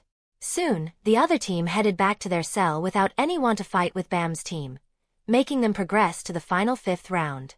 "Well, that's our cue," Winston said. "You sure?" Zarin quipped sarcastically. "Positive." Winston chuckled. And then, as Luro announced for the teams to press their buzzers, his hand moved towards it. 5. "What's our plan of action?" Amon asked suddenly, his disposition a mix of nervousness and conviction. 4. Winston pressed the buzzer, still having his eyes glued to the arena. This time, he didn't sense any sort of discomfort. However, there was a sense of foreboding he felt. "Simple," he said. 3. Use the chaos to your advantage. With the small fishes gone, the sharks will be arriving at the last stage. He smiled. 2. The more fighting that ensues, the better will be the chances to steal the crown. Subtly, he looked behind him at Zarin. "Can you take the crocodile?" he asked. 1. Zarin grinned. "Damn right, I can." "Tie it, threat." With the sharp sound of the alarm, the door to their cage slowly swung open, sparing some smog into the cage. "You guys," Winston continued, walking out of the cage. The steel broadsword was flung over his shoulder, and the bow and the quiver was attacked to his back through a cloth strap. With eyes flashed for a moment as he tapped his ring finger and thumb twice. "Just need to make an opening." A cold expression appeared on his face as his eyes met that of Kun's. Winston smiled at him in challenge. "I'll steal the crown myself," he declared. Luro sat in his lighthouse that floated atop the entire arena, quietly overlooking the crown game. The inside of his lighthouse was bathed in a golden glow, deeply reminiscent of the evening sun. His eyes were focused as he looked on at the participants of the current round. A princess of Jihad, an irregular and an unknown regular all together in the same team. Then there's Kun and his 2 teammates. And finally, as his words drifted, his eyes riveted themselves to the figure of a tall young man with black hair. Winston Heath. That boy gives me a strange feeling. I can't quite put my finger on it. As he observed the man, suddenly, he felt something click as he walked into the arena. There it is again. That feeling. That strangeness. Suddenly, he shook his head. The tower is indeed a large place. Many regulars with strange abilities can arise. He continued, speaking to himself. Then, how far will this batch go, I wonder? He said. For some unknown, inexplicable reason, he suddenly remembered a quote from a certain friend of his. A very frivolous princess, to be precise. Everything in the tower, I say. Everything in the tower is subject to change. That is the only thing that will last forever in the tower. Unconsciously, a smile blossomed on his face. Chapter 13. Crown Game 4. Silence. Silence reigned in the arena for a moment, deafening to the point that even a pin drop could be heard. Rack and Kun stood at the two sides of the throne, ready to leap at a moment's notice in protection of their third teammate. Winston looked around, reading the flow of the waves with his spirit vision. Zarin moved before him, spinning his spear in the air. This time, there was no team left that wanted to collude. Every other team that held less ability had already been eliminated. Winston's eyes scanned his competition. 3 people in cloaks stood at the opposite end of the arena. Another team stood to the right, consisting of a woman in a mask and a tight spandex and 2 other men, one with 4 arms and the other with a single crystal for his eye. And finally, to the right of the previous team, stood another team of regulars. Time stood still for a moment. Nobody moved. And then, something clicked. Whoosh! Winston and Zarin rushed forward, the wind breaking behind them. Amon followed from the side, going towards the left. At the same instant, the woman in the spandex moved with precision. The metallic staff she held in her hand, seemingly heavier than 20 kilograms, was twirled around effortlessly in the air as she moved towards the other team to her left. Winston's eyes dropped on the staff colored in gold for a moment, his marauder powers instantly calculating the value of the staff. Then, his figure approached Rack. Raya! The gigantic crocodile screamed with power as he smote down his red spear towards us, aiming to impale us in a single swoop. Winston quickly jumped to the right, avoiding the attack altogether before it could even reach them. Zarin propped up his spear before him and deflected the spear to the right. To the side, Winston, having rolled over, came face to face with Kun. Shung! The sound of metal clashing was heard as a giant sword was pulled out from his bag, Manbarondena, and smashed wildly into Winston's broadsword. Winston felt his arms twist for a moment, before he realized what was happening. Quickly, he jumped back. He's well versed in sword fighting, twisting the opponent's strength against them to open up a striking point. Interesting. Winston smiled in delight. To the side, the woman in the spandex had already taken care of the other team. With that, her and her teammates rushed towards the throne. The crocodile was quickly surrounded by Zarin and Amon. Although Amon wasn't able to help much considering the gap in strength, his weapons still proved to be a nuisance for the crocodile, allowing them to hold him off. Winston rushed back at Kun, this time in anticipation for his skills. A flurry of attacks was what followed soon after as both of them slashed at each other wildly, with none of them being able to get the advantage. Winston, with his spirit vision and instinctive fighting responses, was able to dodge all of his attack before they even got close. Meanwhile, Kun had his bag offer him protection. No matter how hard Winston seemed to hit it, it didn't budge a single inch. As they were engaging in their duel, Winston felt something jump over them, as testified by the change in the Shinsu. Why, Earl? The woman in the spandex effortlessly jumped almost 10 meters into the air, flipping her body while doing so. Then, holding her weapon, she took a stance and smashed wildly onto the unassuming figure that sat atop the throne. Bam! Bam! Kun screamed, a brief moment of distraction. And with that, Winston did not miss the mark. Taking his leg back, he embedded it deep into Kun's abdomen, throwing him back towards the throne. Black Turtle! The crocodile yelled, throwing away both Zarin and Amon with a single sweep of his spear. However, just when the strike was about to connect, some metallic sounded. Clang! A giant disc, orange-black in color, floated soundlessly in the air, blocking her attack and throwing her nimble body back. She slid on the ground some distance from the throne and looked at the perpetrator. Rack, who had been rushing at the throne to save his teammate, was intercepted by the other 2 teammates of the spandex woman. In front of the spandex woman, a figure clad in a dark brown cloak suddenly appeared. Evidently, The figure was that of a woman. "You shouldn't take on someone in your own dimension, don't you think?" she said in a melodious voice. The masked woman didn't speak, only adopting a combat stance. Winston, on the other hand, while rushing towards the throne, was intercepted by a gigantic hulking mass, a figure clad in a brown robe, its face somewhat visible, which revealed dark red teeth, perhaps another mask underneath the cloak. The figure, wielding a cleaver in hand, smashed it down right onto Winston's figure, who was almost too slow to dodge. "Shit!" he cursed in his heart. Zarin appeared behind him, stabbing with his spear. Clang! His spear slid off of the cleaver of the giant regular. However, at the last moment, he pushed his body forward and at the last moment, kicked the gigantic regular in the side, making his footing stumble for a moment. "Go! Get the crown!" he screamed. Without wasting any time, Winston ran. Without a second of delay, he had already reached the crown just in front of the last elevation. With that, the situation came into view. Have they banded together? Why would they do so? Did that guy carry another team in his bag? Winston wondered, looking at the team of cloaked individuals protecting the other team. But the team with that masked woman is still with us. We can win. Winston cheered. Kun appeared before him, in his hand a short sword. Winston raised a brow and quickly began to counter. Just then, he realized something. If this goes on like this, we'll quickly run out of time. From the time the final round started, 4 minutes have already passed. Then, for some inexplicable reason, he remembered the test administrator, Luro Aro, and the sleeping bag man, who had used Shinsu for their attacks, and the process for which he had seen completely with his spirit vision. It was support from his intuition. "Compress!" he yelled internally. Then, utilizing the basic principles of cogitation, his mind instantly stepped into a state of transcendent focus. And with that, a bright light flashed. Shee-yite! A blinding flash of light illuminated the entire arena, momentarily blinding all the regulars. Kun, who was standing in front of him, closed his eyes. Winston looked beside him. A ball of Shinsu had materialized, taking the form of a soft ball of light.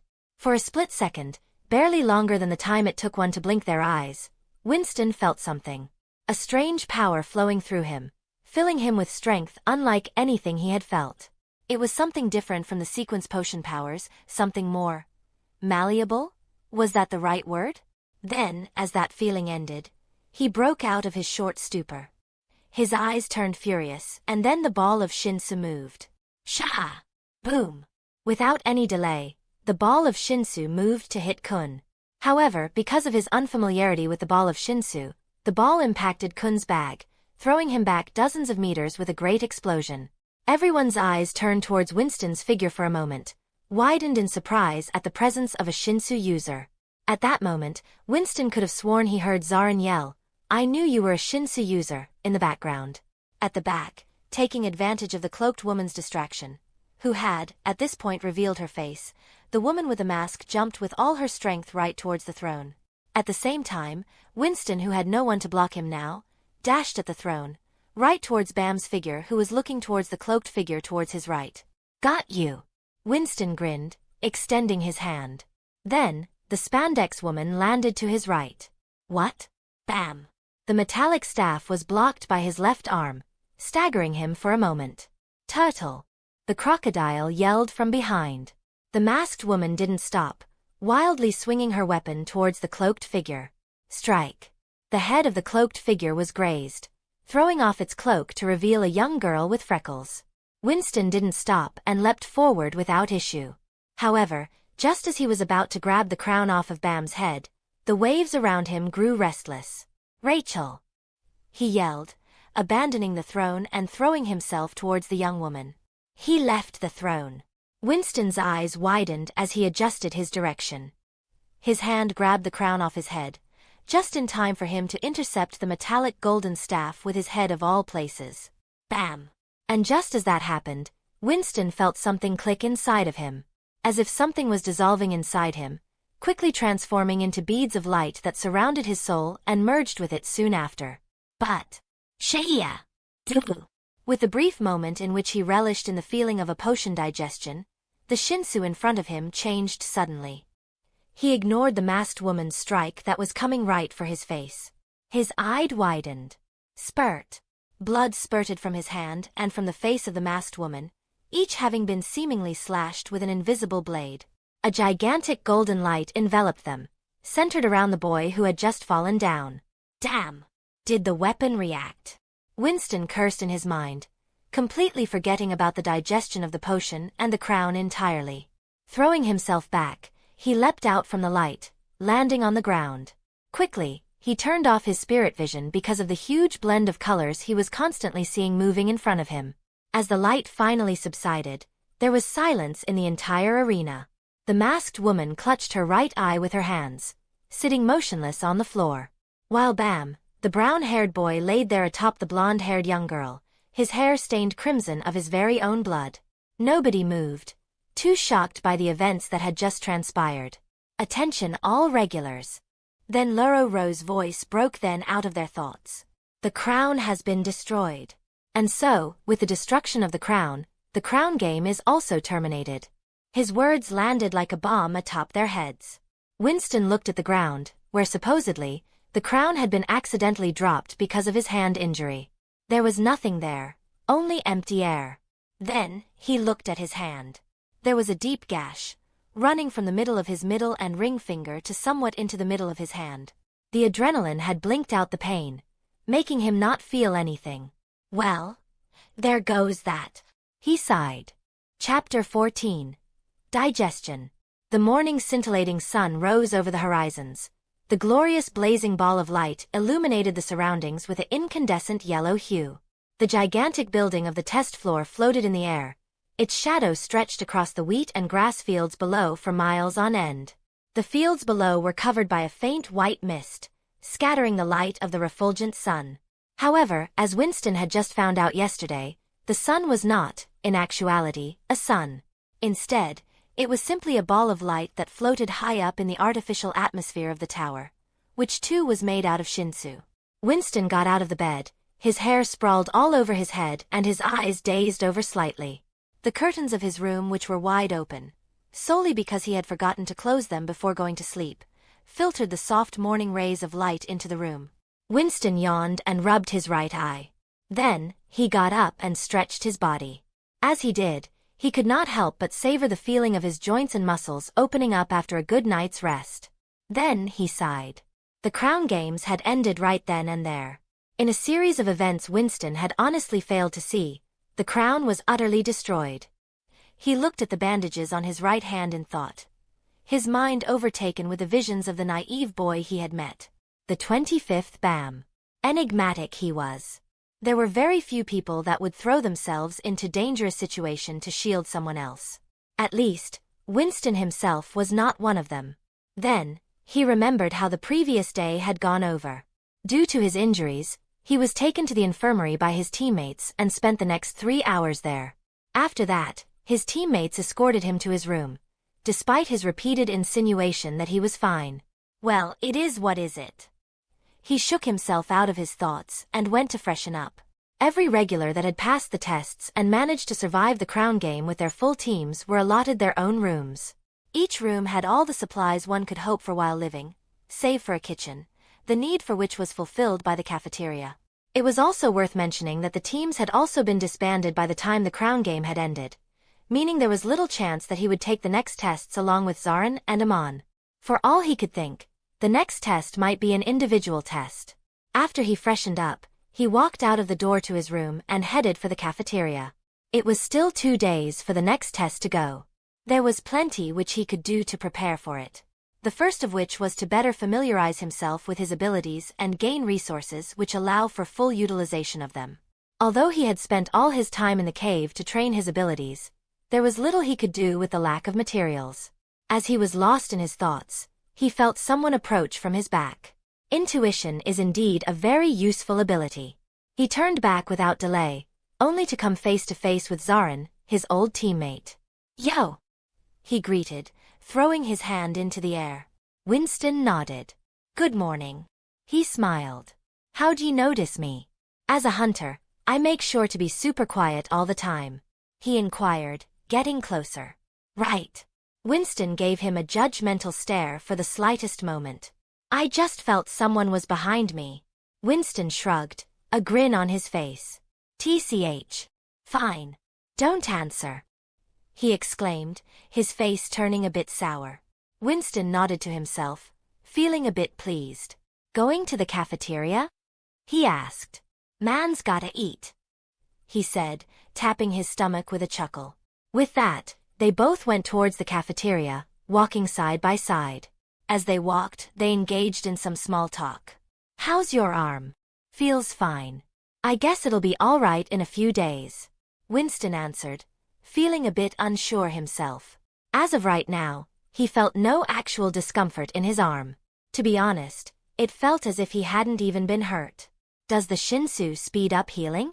I'll have to take off the bandages and see for myself, Winston mused.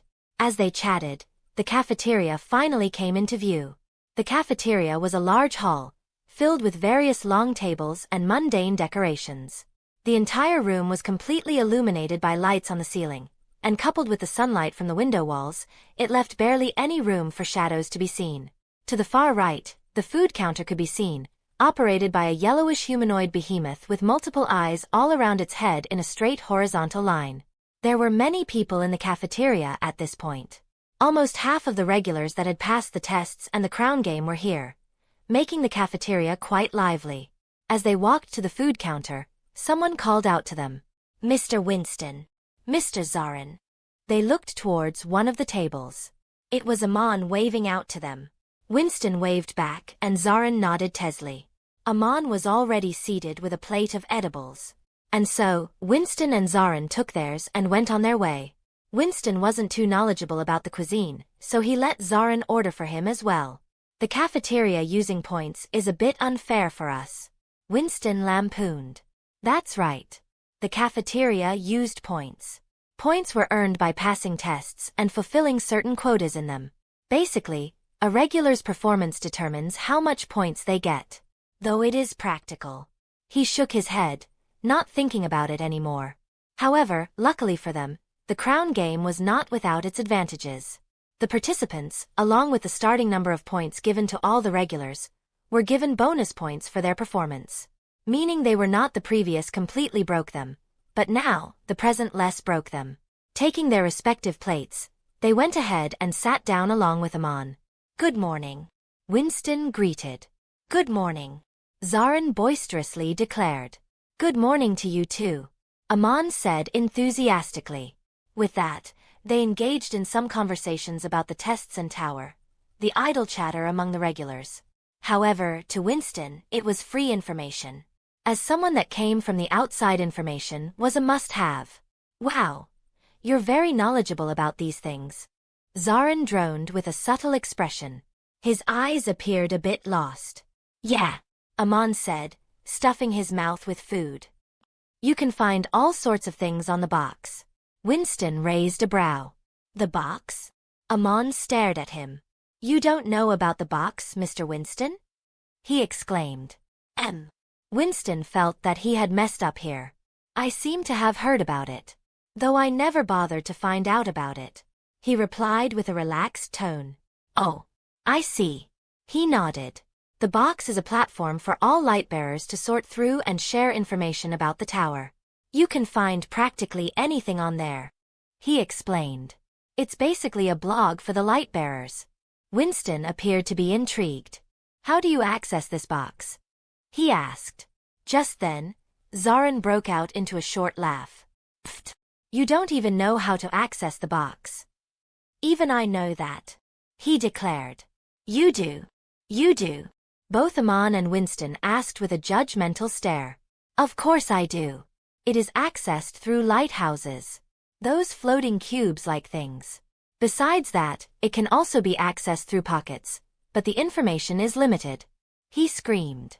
At that point, their table received a number of stares from the other regulars. Winston ignored these stares. So did his other two teammates.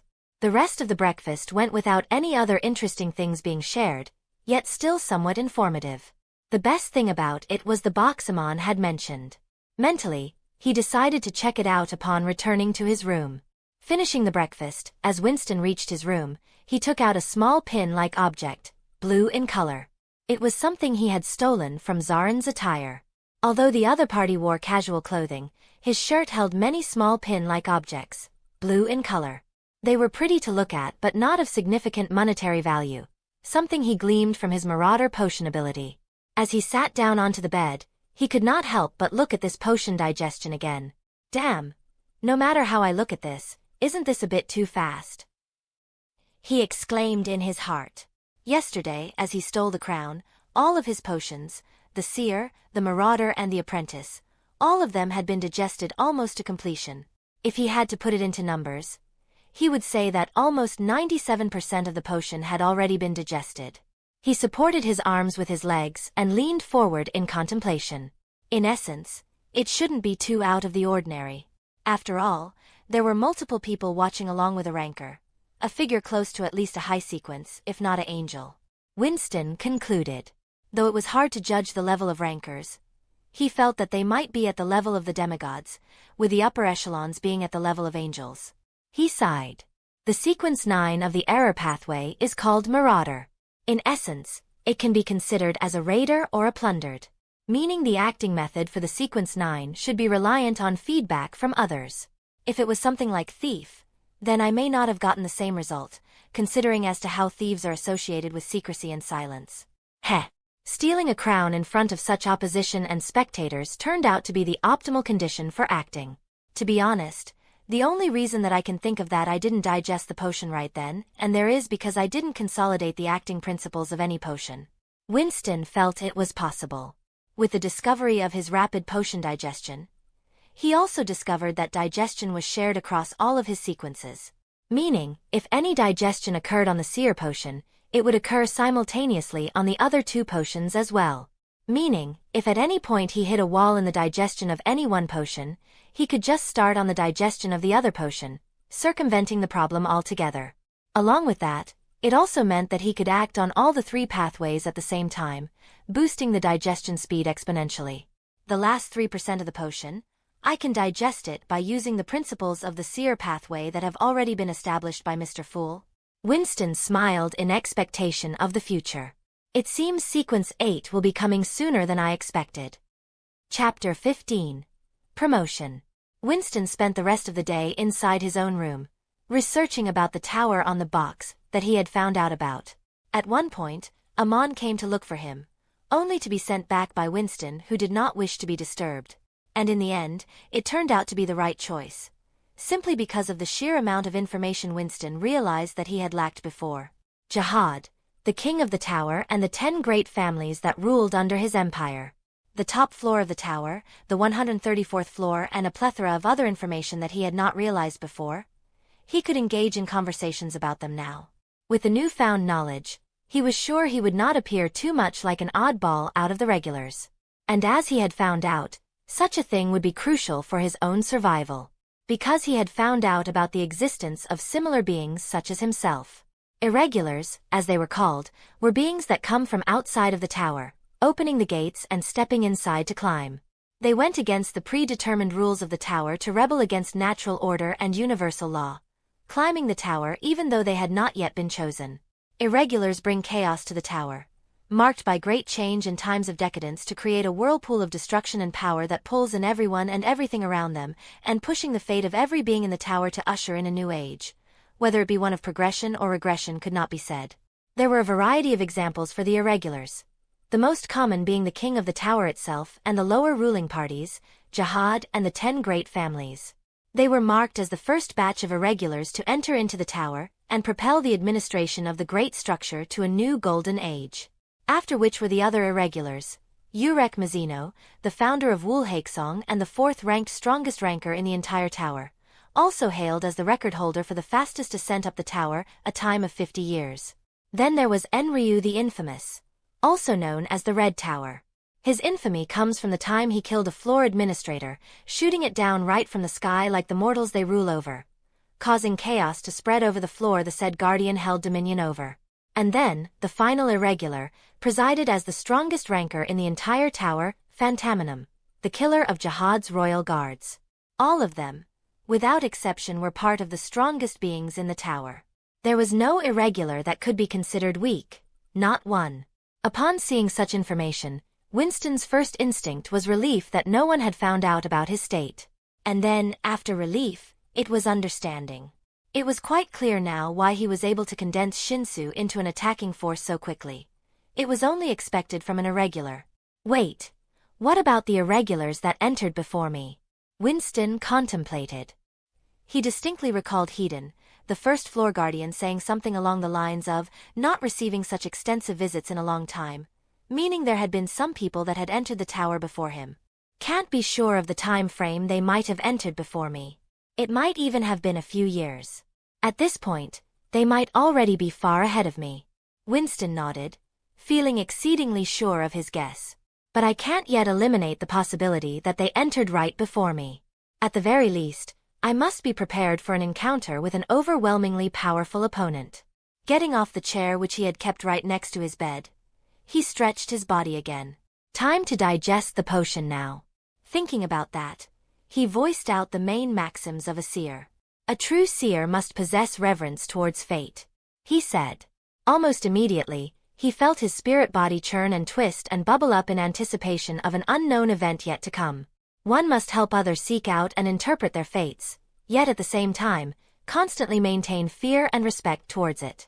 A seer does not become egoistical about his abilities to see through the web of fate, nor can he get too prideful and never believe blindly in one's own interpretation of fate. As he said the words, something deep within him bubbled as if put on a hot stove.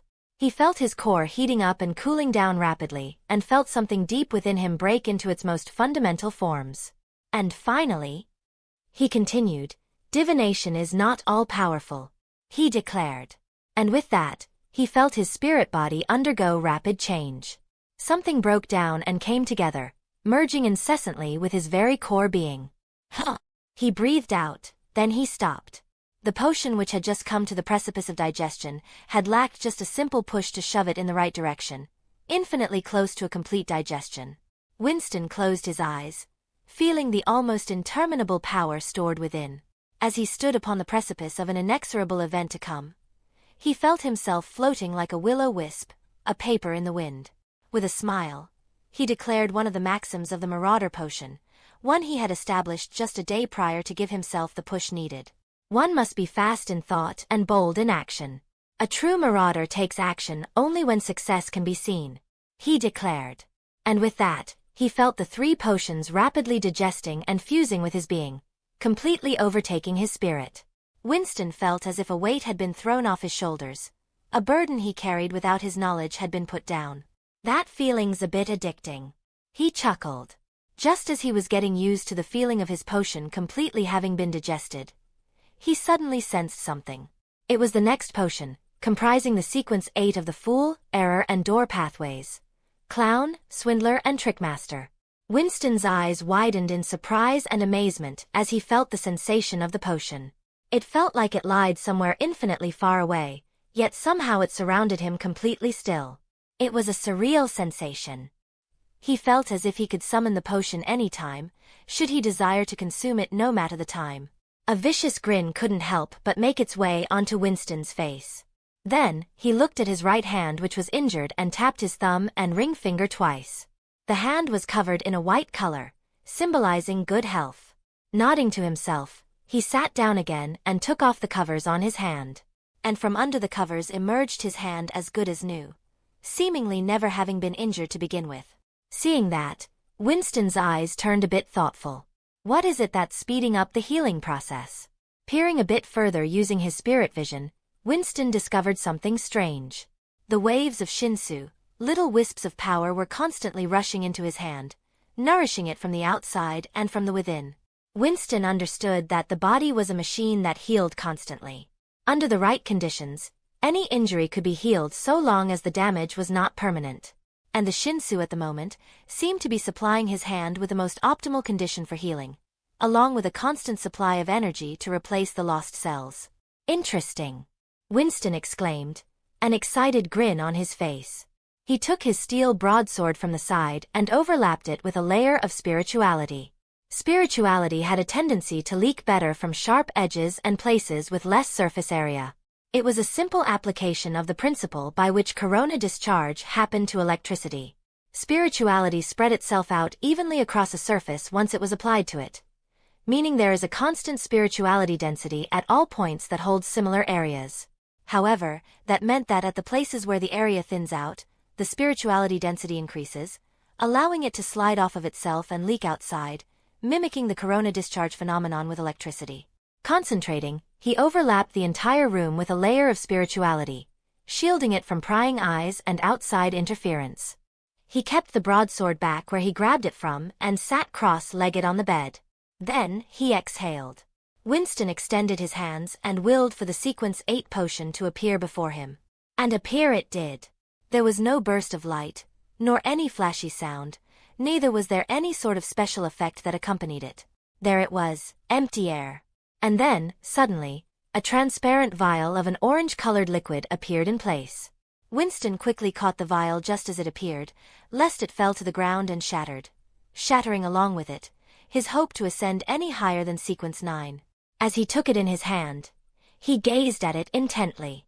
It was a orange-colored liquid, yellowing at the top. It constantly bubbled and turned inside the vial, as if it was still in the process of concoction. Winston stared at it for a second. Then, with resolute eyes, he opened the cap and downed the entire mixture in a single go. He drank the potion and wiped his mouth with his sleeves. Then, he kept aside the vial and waited. It didn't take long, not even a second, that the ascendance to the next sequence began to stir changes in his body. Winston felt his entire body rapidly heat up, reaching approximately 45 degrees Celsius, and then cool down just after to almost 2 degrees. It repeated in a cycle, happening over and over and over and over again, all in the span of 2 seconds or less. Then, he suddenly felt his hands, arms, chest and everywhere else that held skin rapidly fire up with blisters and pores, through which a minute amount of blood began to seep out. Winston breathed, nay, whimpered, not screaming out despite his wanting to. Even though the wall of spirituality had been set up, solely because it was the first time he had done it, he decided to not risk the chance of exposing himself and kept quiet. The pain lasted an eternity, or was it a single instant? Winston's entire soul body was turned inside out and his body suddenly turned incredibly flexible. He felt an unscratchable itch inside his ear, one he didn't dare to try. And then, suddenly, it all ended. He felt his skin return to normal and body temperature balance out. The itch in his ear was all but gone at this point and he sat back up. He looked down. Ugh! Goddamn! He cried. The blood all over his body had rendered all of his clothes and the mattress of his bed into a crimson mess. He shook his head and analyzed the changes brought on by his promotion. First was the clown, the Sequence 8 of the Fool pathway. First and foremost, the most obvious was the physical enhancement brought about by the potion. Besides the slight physical strength and durability increase that one gets at each promotion, Winston had never felt such a transcendent sense of control over his own body before.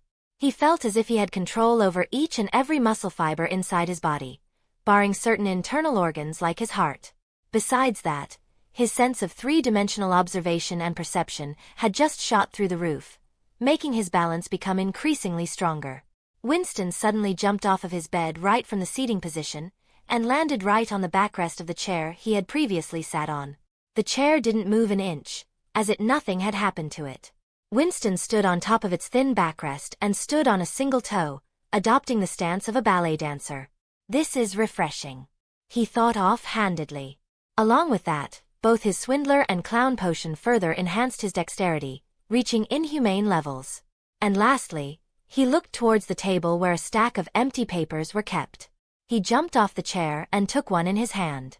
Then, with a rapid movement from his arm, the paper disappeared with a howling sound of the wind. Whoosh! Winston looked on, seeing the paper pass right through the door of his bathroom. I probably shouldn't have done that, he mused, but then shrugged his shoulders. Then, he focused onto the error pathway Sequence 8. Swindler. He had gained 2 things from this potion, the first being deception. He had gained the ability to be naturally charming in front of others and be more trustworthy, effortlessly being able to shape the conversation to his liking and mislead other people's thoughts. And then, The second thing he had gained was the minor mastery of illusions to trick and deceive his opponents. He focused on his spirituality, and then, a fleeting figure of a man appeared in front of him. It was another Winston. Winston nodded his head with a satisfied smile. Though the illusion was hardly perfect, with it appearing ethereal, seemingly about to disappear at any moment, he felt that it would be extremely useful in combat. In the first place, the illusion ability was not so prominent at this stage. The only reason he was able to create his own image from an illusion was solely due to his spirituality that had been enhanced by all 3 potions. And then, dispelling the illusion, he moved on to his final potion. The sequence 8 of the door pathway. Trickmaster. As the name implied, the Beyonders of this sequence could utilize a variety of small-scale spells, including but not limited to creating fog, creating a light burst of wind, creating light, freezing the target, and so on and so forth. Converging his spirituality, Winston felt a breeze blow past his face and scatter the papers kept on the table all over the room. Flutter, flutter. The papers fluttered in the room due to the light gust of wind seemingly coming out of nowhere. Winston popped his neck. The last couple of benefits brought on due to promotion were a combined effect of all of them. Enhanced spirituality, a level which would not be considered natural for any Beyonder currently at sequence 8. In fact, the combined exponential increase of the 3 pathways was so much that Winston felt like he would have had the equivalent spirituality as Klein at sequence 6. It was incredibly absurd. And then, moving on to his physicals, he felt that he could punch clean through a door. His muscles seemed to be packed with strength and power, ready at a moment's notice. And finally, and most importantly, it was his spiritual intuition, which had been enhanced several folds. The spiritual intuition of a lone clown was enough to have some moments of precognition. Winston truly wondered how absurd his intuition would be at this stage. Heh. I feel bad for the regulars participating against me. Chapter 16. Swindler at Work. The next day came without anything notable happening. Winston stayed inside his own room, experimenting with his newfound abilities, practicing cogitation, trying out the very basics of ritualistic magic, which included putting up spiritual walls and the interaction of spiritual energies with the surrounding spirit world. And finally, and most importantly, he practiced with the shinsu he could gather. And while doing so, he came across some very interesting things. As a scientist, it is my duty to find out about the intricacies of shinsu. He had declared and gone headfirst into research. From what he could find out on the box, and considering the rancor, Luro Ro's description of it, he could not accurately define shinsu to be a thing or even an energy. If anything, any description he could come up with to accurately describe the shinsu came short of capturing its true unadulterated essence. What was actually shinsu? And more importantly, how did it interact with all of his abilities, mainly spirituality itself? Having spent the entire day and the entire night researching on this, only taking a break on the time of lunch and dinner, he could not come to any accurate conclusion. His knowledge in either of the 2 subjects to name was not sufficient enough to come to any concrete conclusion. The best he could come up with was the fact that spirituality and shinsu seemed to be awfully close in nature, yet still seeming like polar opposites. Spirituality, although the prime resource for Beyonders of all pathways to utilize their Beyonder powers, was essentially not the root cause of the emergence of those abilities in the first place. On the other hand, shinsu seemed to be a much more stronger resource to name, more versatile than anything he had ever imagined. The most important yet confusing fact was, spirituality and shinsu essentially had no difference, at least none that he could pinpoint from his own observation and intuition, which in itself was a testament to their similarity. At one point, he even suspected if they were one and the same, and he was just too stupid to see otherwise. However, even that he could not say for sure. And so, after having spent an entire night scratching his own head over them, he decided to head outside and not worry about it for now. He opened the door and stepped outside, yawning as he did so. With the new and improved physique from his promotion, his body felt unnaturally lighter and more energetic. That was the reason that despite having spent the entire night without sleep, he did not feel sleepy, as contrary as that might seem because of the yawn. A yawn can happen even without the need or desire for sleep, as behavioral science would tell you. He headed for the cafeteria without needing to look around. His intuition was already enough for him to gather that there was no one around him at the time. As he reached the cafeteria door, A sudden scene filled his head. On the multitude of tables, a singular figure sat so early in the morning. It was one of the cloaked figures, the young woman who had fought with the masked woman. She didn't have her cloak on her, and her beauty was bare for the world to see. A shame no one was in the cafeteria to observe it. She had short brown hair and yellow-brown eyes, along with a fair face that no blemish would dare set foot on. She wore an orange-colored top draped over with a brown overcoat. Her lower body couldn't be seen as she sat on the tables quietly eating her food in boredom. Winston raised a brow and walked into the cafeteria, beginning to manipulate his own expressions as he did so. As he opened the doors, he noticed how the young woman's eyes briefly turned towards the doors, scanning over his figure, and turning away as soon as she laid her eyes upon him. He observed her subtle action from his peripheral vision, his Trickmaster Potion's observation skills helping him take in her expressions and mannerisms. He turned away from her direction without sparing her a direct glance, and turned towards the food counter. Then ordering one of the dishes he had found about just yesterday, the cheapest one to be precise, his eyes turned to catch her figure. His eyes turned the slightest bit wide as he looked at her. The woman seemingly noticed this too, from the way she subtly shifted in her seat. Damn. This observational ability is crazy, he thought in delight. I can get used to this. He walked towards the woman with a slight smile. Then upon reaching her table, he spoke. Good morning, he greeted. Do you mind if I sit here? He inquired. The young woman's eyes turned to him, roaming up and down his face as if she had just now took notice of another person in the cafeteria. Her eyes gleamed a little with interest. You can sit wherever you want. I has nothing to do with me, she replied, taking a sip from her drink through the straw. Winston nodded and seated himself opposite her. The small wisps of sunlight filtered through the glass and curtains, making a thin line of yellow glow on the floor.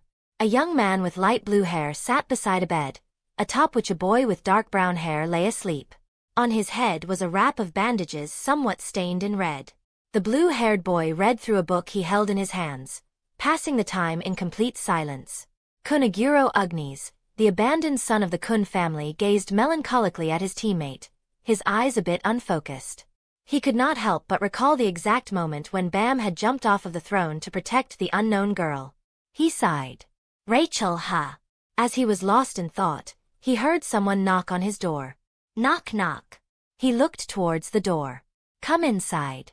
It's open, he said. The door opened, revealing a cloaked figure whose face was barely visible. It was a young girl with freckles on her face, her head covered in blonde hair. Good morning, Mr. Kun, the girl greeted. Kun narrowed his eyes, recognizing the girl. Who are you? What brings you here? He inquired. The girl took the hood off her head, her yellow eyes gazing intently at Kun. My name is Rachel. I'm the one Bam's looking for, she said. And then, there was silence in the room. Kun's eyes scanned the girl's figure, narrowing in suspicion. You're Rachel? He asked for confirmation. She nodded in response. There's something I have to talk to you about, she said resolutely. Kun looked on in silence for a moment before nodding. Then, he grabbed another chair from the corner and put it down right beside the bed, some distance from his own. Take a seat, please, he said. Rachel didn't delay and took the chair without worry. Then, breathing in, she began. I don't know where to begin. Her eyes looked at the sleeping figure of the boy in sadness and regret. Did you know Bam? Kun asked suddenly. Yeah. I knew him since before I entered the tower. She looked at her legs. It's amazing how you two ended up being in the same testing zone. Kun smiled. Bam. He was a lonely boy, she continued. Before entering the tower, his only friend was me. I was all he could ever talk to. Maybe that's why, when I told him that I was going up the tower, he was devastated. I told him not to follow me, but he said that he would follow me no matter what. She looked at Bam again. So when I recognized him during the crown game, I couldn't take the crown from him and wanted to help him win the game. Then, she smiled and pointed towards the fruit basket kept close. By the way, can I take that? Oh, help yourself. Kun chuckled. Rachel took one of the bananas and peeled off its skin. Then, she took a bite. I wish to go up the tower. But my existence is also something that blocks Bam from going up. Kun raised an eyebrow. Taking another bite, Rachel explained. Bam's only wish is to stay with me. If I stay with him, he won't go up the tower.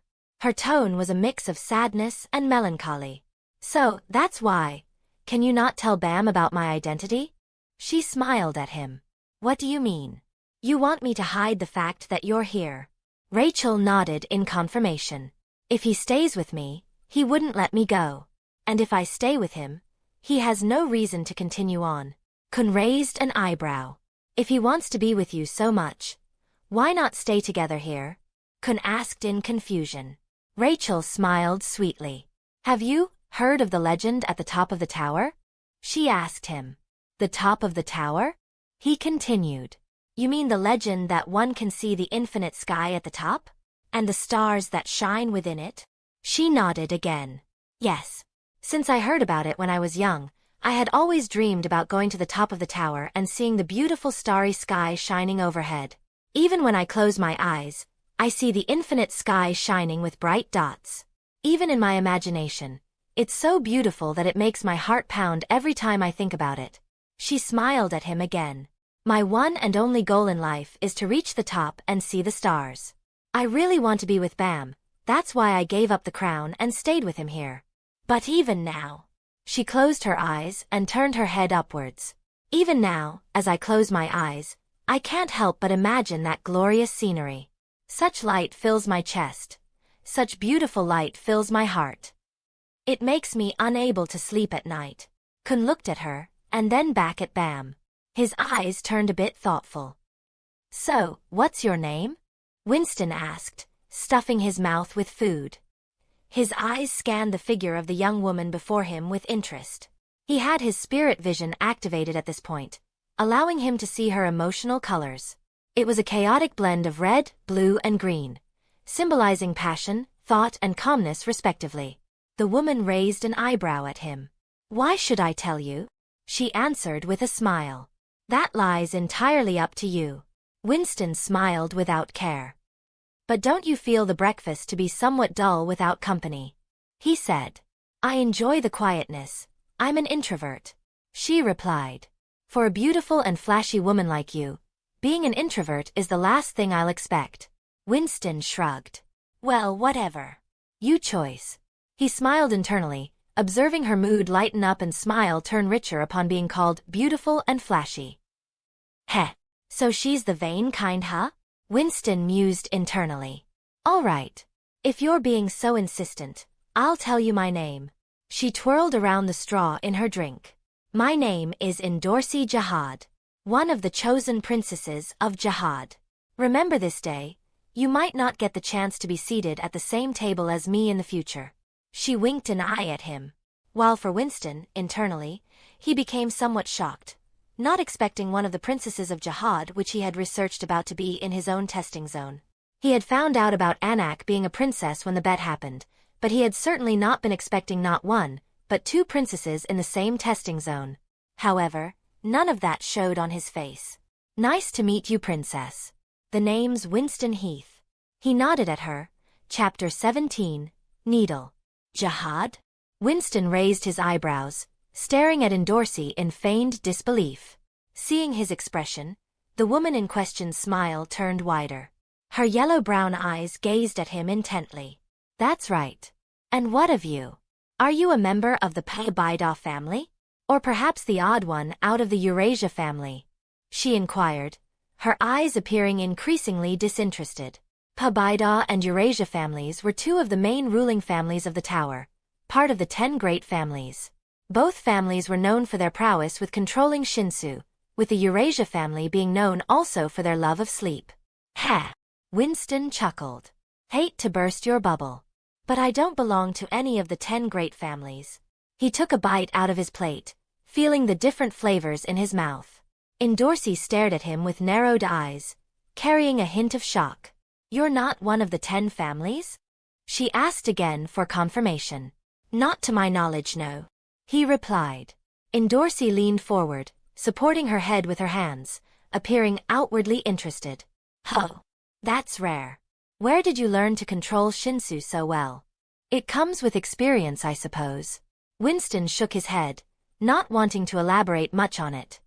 Dorsey clicked her tongue. What a stingy guy. Can't you reply truthfully to such a beautiful princess? She exclaimed. Winston raised a brow. No, he replied tersely. A vein appeared on Dorsey's head, and it went away as soon as it came. Oh, she breathed out. Well, whatever. It has nothing to do with me anyways. She pouted, taking another sip from her drink. As Winston finished his food, he looked at her in mild surprise, though none of it showed up on his face. She's pouting? Well, for a supposed princess, I'd have guessed her to be a bit more aloof. She's even playing hard to get. Winston could not quite understand the princess' thought process, even though he could understand her emotions through her face. Whatever, the bait has been planted already, he thought, shaking his head. In front, Dorsey looked at him, shaking his head with a slight smile. Are you laughing at me? She screamed at him comically. Winston hurriedly put his hands in the air and made a cautionary expression. I'm not laughing at you, princess.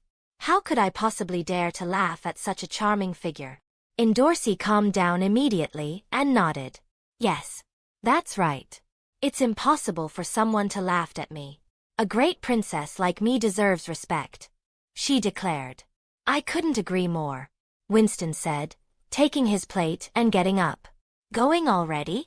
She asked behind him, raising an eyebrow at the speed at which he had finished his food. I'm a fast eater, he replied and walked off, leaving Dorsey alone with her thoughts. As Winston walked out of the cafeteria, he could not help but think back on the encounter. Acting as a swindler, huh? I gotta use deception and trickery to deprive someone of their possession or something of monetary value. Or at least that's what it seems to be on the surface. As for the clown, it's all pretty laid out due to Mr. Fool paving the way for me. And lastly, Trickmaster. That's the one I have honestly no idea about. Am I supposed to play tricks on people and prank them? He wondered. Then he shook his head. Well, I'm sure I'll figure something out. Kun stood outside Bam's room, lost in thought. Suddenly, he heard some movement to his right where the hallway turned. Kun looked towards it, finding a certain crocodile peeking over from the corner. What are you doing, crocodile? He asked with a deadpan stare. No. It's not that. I'm not worried about the black turtle. I just came to see if my prey is okay. It's just food check. Rak replied awkwardly. Kun shook his head and turned to head inside. Come inside if you're worried. Don't stand there like a guy with a crush, he said, opening the door. It's not like that. I'm cold-blooded. Rak yelled but still stepped into the room. After walking into the room, Rak immediately picked up Bam's unconscious body and began to shake him violently. Hey, Black Turtle. Are you dead? Say no. He yelled. Didn't you say you weren't worried?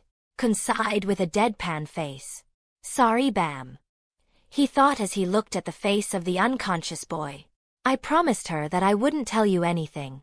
I believe it's for your best. He nodded to himself. Hey, Turtle. Wake up, or I'll eat you.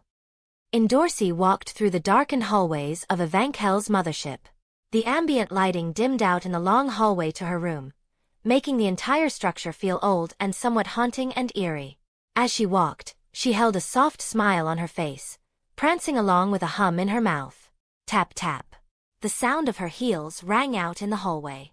As she walked, vistas of a particular person in the Crown Games came to her mind. Winston Heath, his name was. The second fully fledged person capable of creating a complete bong in their testing site. Certainly, it was strange. The sleeping man, Fonsicle Lore, was a member of the Eurasia family known all over the tower for their wave controller capabilities. So it was not so strange for him to be able to utilize Shinsu. However, for someone not of the 10 great families, it was certainly strange. In the end, there were only 2 possibilities for it to be true. Either the person was a monster in terms of natural talent, or he had some sort of Shinsu artifact from the workshop that allowed him to condense Shinsu. Either of the 2, Dorsey could not be sure of. As she was prancing over to reach the edge of the hallway, she saw someone coming out of a room. It was a girl of relatively short height with brown hair styled into a bob cut. She had dark brown eyes and her skin was a deep shade of green, like that of a lizard's. The tail that extended from her skirt behind her solidified the imagery of a reptile. Propped on her shoulder was a dark-colored jet-black needle, the handle of which held the image of 3 eyes overlapped on each other in a triangular formation. It was one of the 13-month series, the Black March. "Hello." Dorsey smiled, feeling a bit mischievous.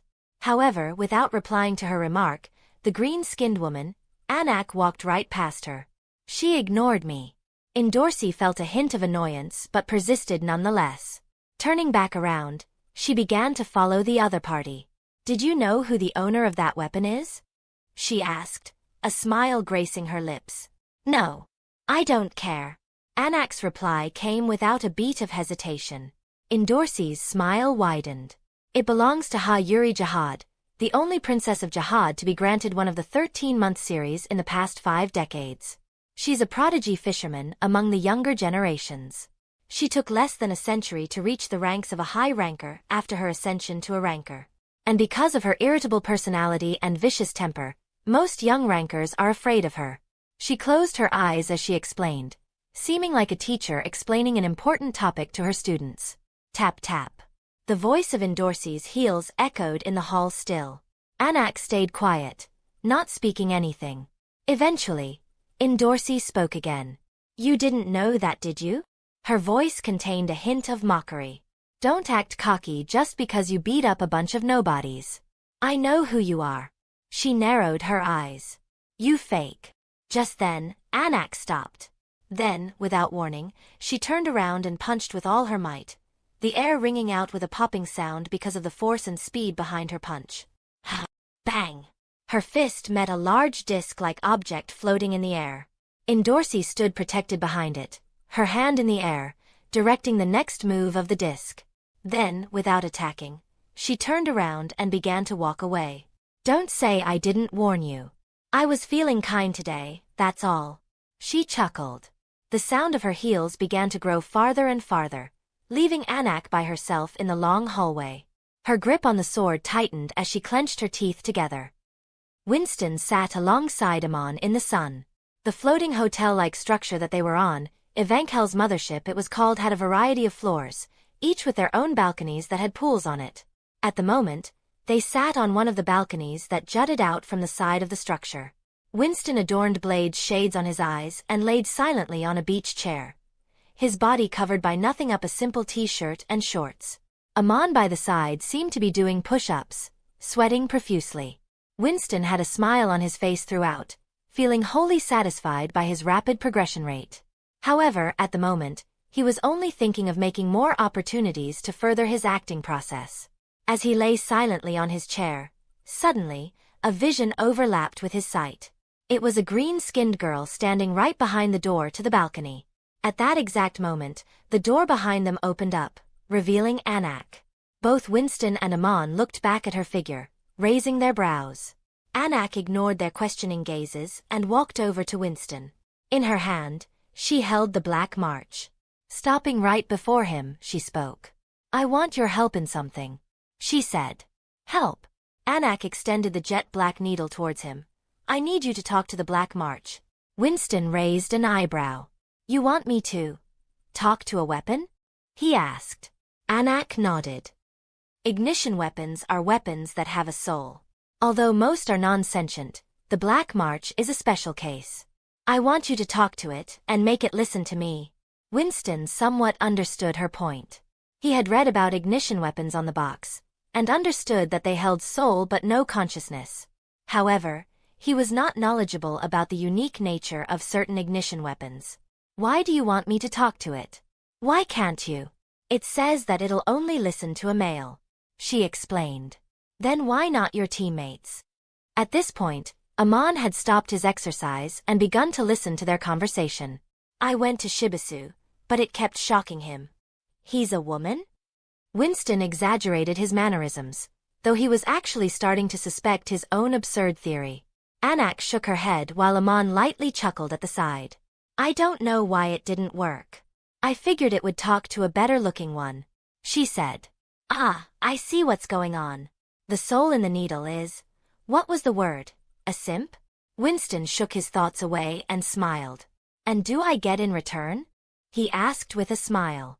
Anak's eyes narrowed a tiny bit. I'll pay up in points. Winston's smile widened, elated at the opportunity to swindle her for some money.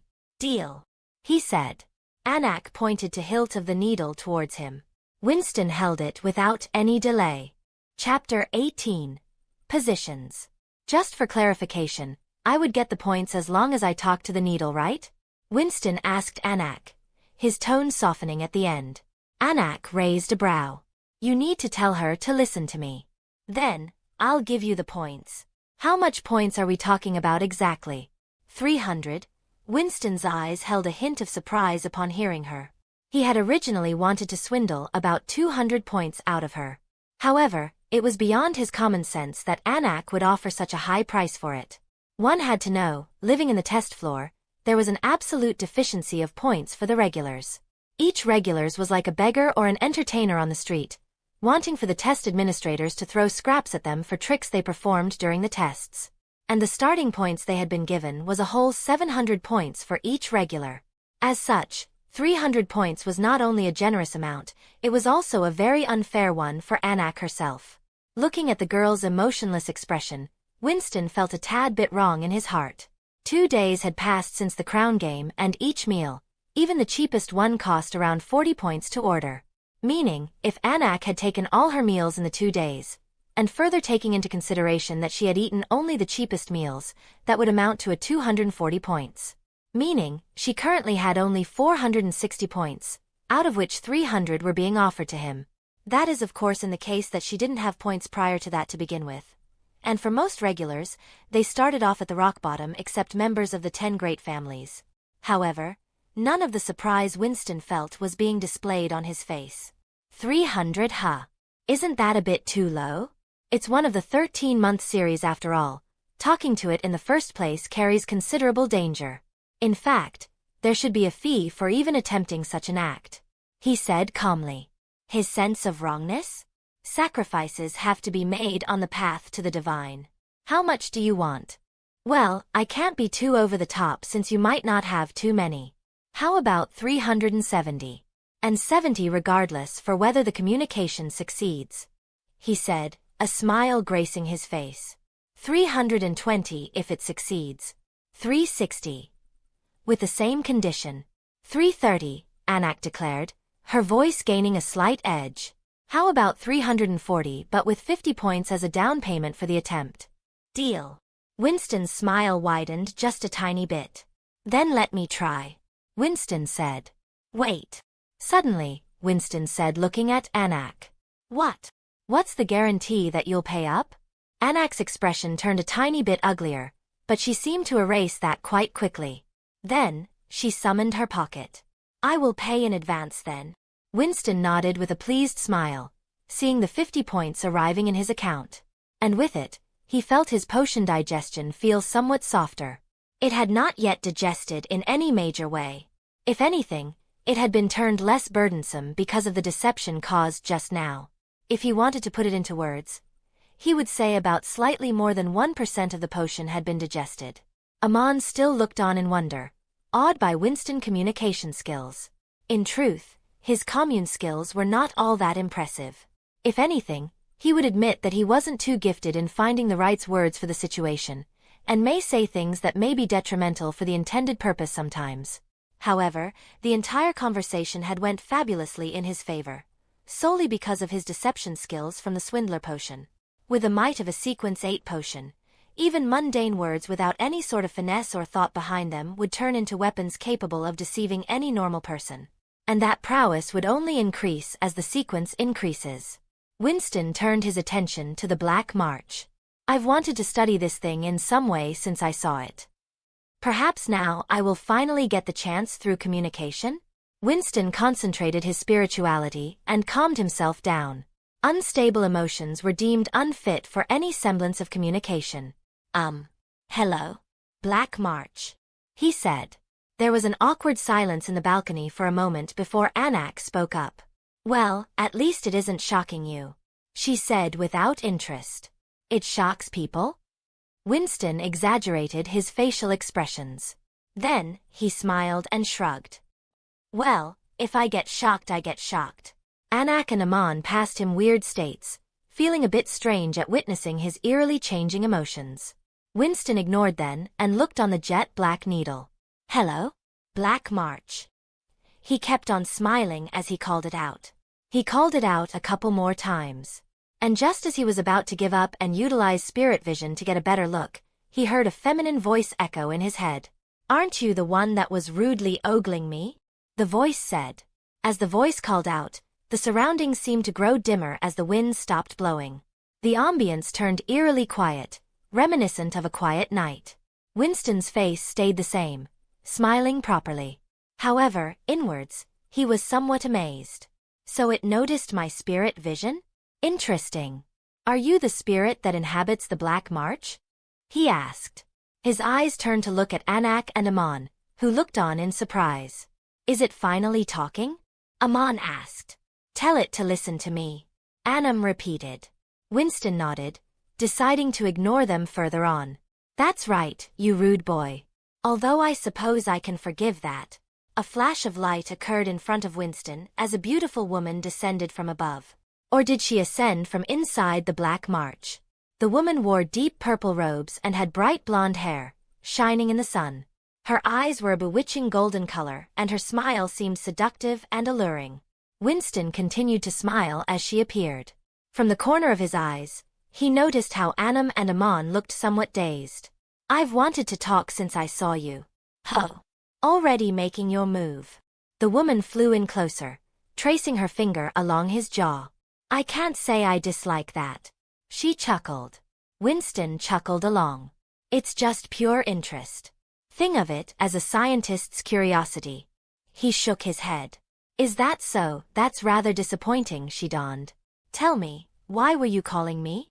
She asked. Would it be difficult for me to ask you to listen to her? Winston pointed to Anak. Her? Definitely not. The woman turned her head with a pout. I won't lend my power to women, she declared then, her eyes held a suggestive glint. Though I wouldn't mind lending some of it to you. Winston chortled. The woman flew in close and whispered in his ear. Why don't you steal me from her? Her hot breath blew onto Winston's ears, however. It failed to elicit any special reaction from him. I'd like to avoid that. I don't want any trouble with your previous owner, Winston said tersely. Ho! That annoying woman? She was too troublesome even for me. A scowl appeared on her face. Anyway, why can't you lend your power to her? He asked. The woman floated over to her. I told you, she said, poking her cheek with her finger. I will only lend power to a good-looking man. Besides, she has the green April. She can't ignite us at the same time. Winston raised a brow at this information. In his research, he had not come across any information that suggested two ignition weapons couldn't be ignited at the same time. Is it a unique problem of the 13-month series? Why can't she ignite you two simultaneously? He asked. That for her to find out. She laughed. Winston looked at her for a moment. Is there anything I could do to make you lend her your power? Just once? Winston requested. The woman looked at his face for a moment. Damn it. He's good-looking. She muttered under her breath. Fine, she said. I'll lend her my power just once. Tell her to use it wisely. Her eyes glowed for a moment. Remember, this is only because you're a bit handsome. With a phantom laugh that echoed in the surroundings, she disappeared into the Black March. The colors of the surroundings seemed to get brighter as the sun regained its luster. The breeze picked back up and the ambience seemed not so eerie anymore. Winston nodded, completely satisfied. Afterwards, Winston received the rest of the payment from Anak. His swindler potion didn't budge, because it seemed that he had actually gone through with the deal instead of simply swindling her for money, which was opposite to his original plan. Well, can't have everything, I guess. He simply shrugged and smiled, thinking over the clown potion maxims. According to Anak and Aman, he had simply stopped talking to them and began to look intently at the needle, which was unlike that he had witnessed. Soon, the evening came and every past regular was called to one of the halls of Evankel's mothership. They all sat in a rectangular formation along the edges of a hall. All the regulars, except for the ones that were injured were called here to attend. The ranker, Luro, and the test administrator stood at the front of the regulars with a smile. Long time no see, regulars. It wasn't very long, but I hope you spent it well. I can see that you all look very spirited. Luro said with a cheerful smile. Very well. I hope everyone will do well on the test that will be beginning from today, he said. And then, the 3 cubes that were behind him formed a triangular formation that formed a screen, out of which an image was displayed. It was written, Positioning Test. The test that you will be taking this time is the positioning test, he exclaimed. The positioning test? Winston whispered to himself. Which means? Shibisu said from the side. As some of you may have well noticed, fighting in the tower is usually done on a team. Your position displays the role that you play during these battles, he explained. There are a lot of positions in the tower, but the main ones are. The screen behind him changed, showcasing a man seated atop a large stone pillar surrounded by enemies. Behind him floated various armed inventories, armament holders that floated in the air like pockets and made of the same material, suspendium. First is the fishermen. They disarm the enemy using the real inventory. As such, they are always at the heart of battle. They can also carry out various other tasks. The screen changed, now displaying the back of a wide man, holding a spear beside him. Next is the spear bearer. They use their spears to target the enemy from afar and finish off what they started. The screen displayed a woman seated in a clustered box-like container. Various screenshots flashed around her. The light bearer. They light up the dark tower and sends information and battle data to the scout. The image changed to depict a man walking across a dark cave, various floating orbs around him, lighting up the way. The scout observes the enemy movement at the very forefront using the observer and helping the fisherman in combat. Then, the image changed to form a woman with blue waves, light, fire, ice and all sorts of things floating around her. And lastly, the wave controller controls Shinsu to control the battlefield or overpower an opponent. They are known to dominate the battles that take place in the tower. There are more positions, like guides for example, but they are out of the scope of this discussion. Now, you will be assigned a position and trained to overtake your role for a month. Each class will provide a certain amount of points to the contestants. And only the regulars with the highest amount of points will be fit to take the next test. Luro closed his eyes. For your reference, the position is assigned based on your performance in the tests so far, and grading in every position is held differently, meaning that different amount of people will pass based on their positions. So the position one is assigned is important. Just being paired up with someone overwhelmingly powerful can quickly turn into a disadvantage. Furthermore, the points one has after a month will be crucial to take the further tests. It'll be wise to save up as much as possible. Winston mused with a small tug on his lips. What position do you think you'll get, Mr. Winston? Amon asked. I don't know. Can't say. Winston scratched his head. But Zarin will surely get spear bearer. Winston looked towards his teammate. Zarin turned to look at him. Shut up. I'll be a fisherman, he replied with a dead serious expression, his tone suggesting that he was not to be messed with on this subject. Aha, Winston replied tersely while Amon didn't say anything. Now, Luro said, drawing their attention to him. This table here shows the position that all of you have been assigned. The screen changed, displaying various names. Fisherman, 4. Anak, Best Seed. Winston Heath, Best Seed. Indorsey, Chiawang Han, Diad, Luro Locker. Spearbearer, 4. Rak Wraithrazor, Ghost, Hyun Song, Zarin Zalasakale. Lightbearer, 2. Kuniguro Ugnis, Best Seed. Michelle Light, Best Seed. Liron 3, Chung Chung. Scout, 3. Shibisu, Best Seed. Hats, Nero Shionyo, Amon, Paljan, Katon, Chi-Chi. Wave Controller, 2. Fonsicle Lore, Best Seed. 25th Bam, Warian, Ho. Chapter 19. Fisherman. Excuse me. One of the regulars said, getting off their seat. What does the best seed behind some of the names mean? He asked. Luro smiled softly. Best Seed is the title given to people that performed well in the previous tests. It provides extra marks throughout the tests and bonus points in the final selection. He explained. Hearing his words, some of the regulars were surprised. What? How come we only get to find out now? You should have told us something like this was going to happen. What the hell is this? One of the regulars, the woman in Lore's team, pointed to Shibisu. And how come he gets selected? She exclaimed. Yeah. What did I do? Shibisu exclaimed in agreement. Did I bribe someone? He muttered softly to himself. Luro Aro shook his head. All results of the positioning test are fair and have been made according to all of your performances. His eyes turned into a sharp glare, quieting down the regulars.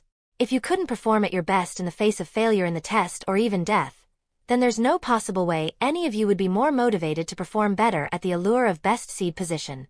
Now stop asking stupid questions, you regulars. As his words landed, there was silence in the hall for a moment. Nobody spoke, not wanting to enrage the ranker through bad conduction of their words. At that moment, Kun spoke up. Hey, Administrator Luro Aro. What about the ones that are injured? How will they take their test? Winston looked towards him, not finding Bam with him. He's still injured, huh? Thinking over the peculiarity of the boy, Winston's eyes narrowed imperceptibly. When they are cured, they will have to take the classes. However, points are given based on the attendance score, so missing any classes is a disadvantage. Luro Aro explained.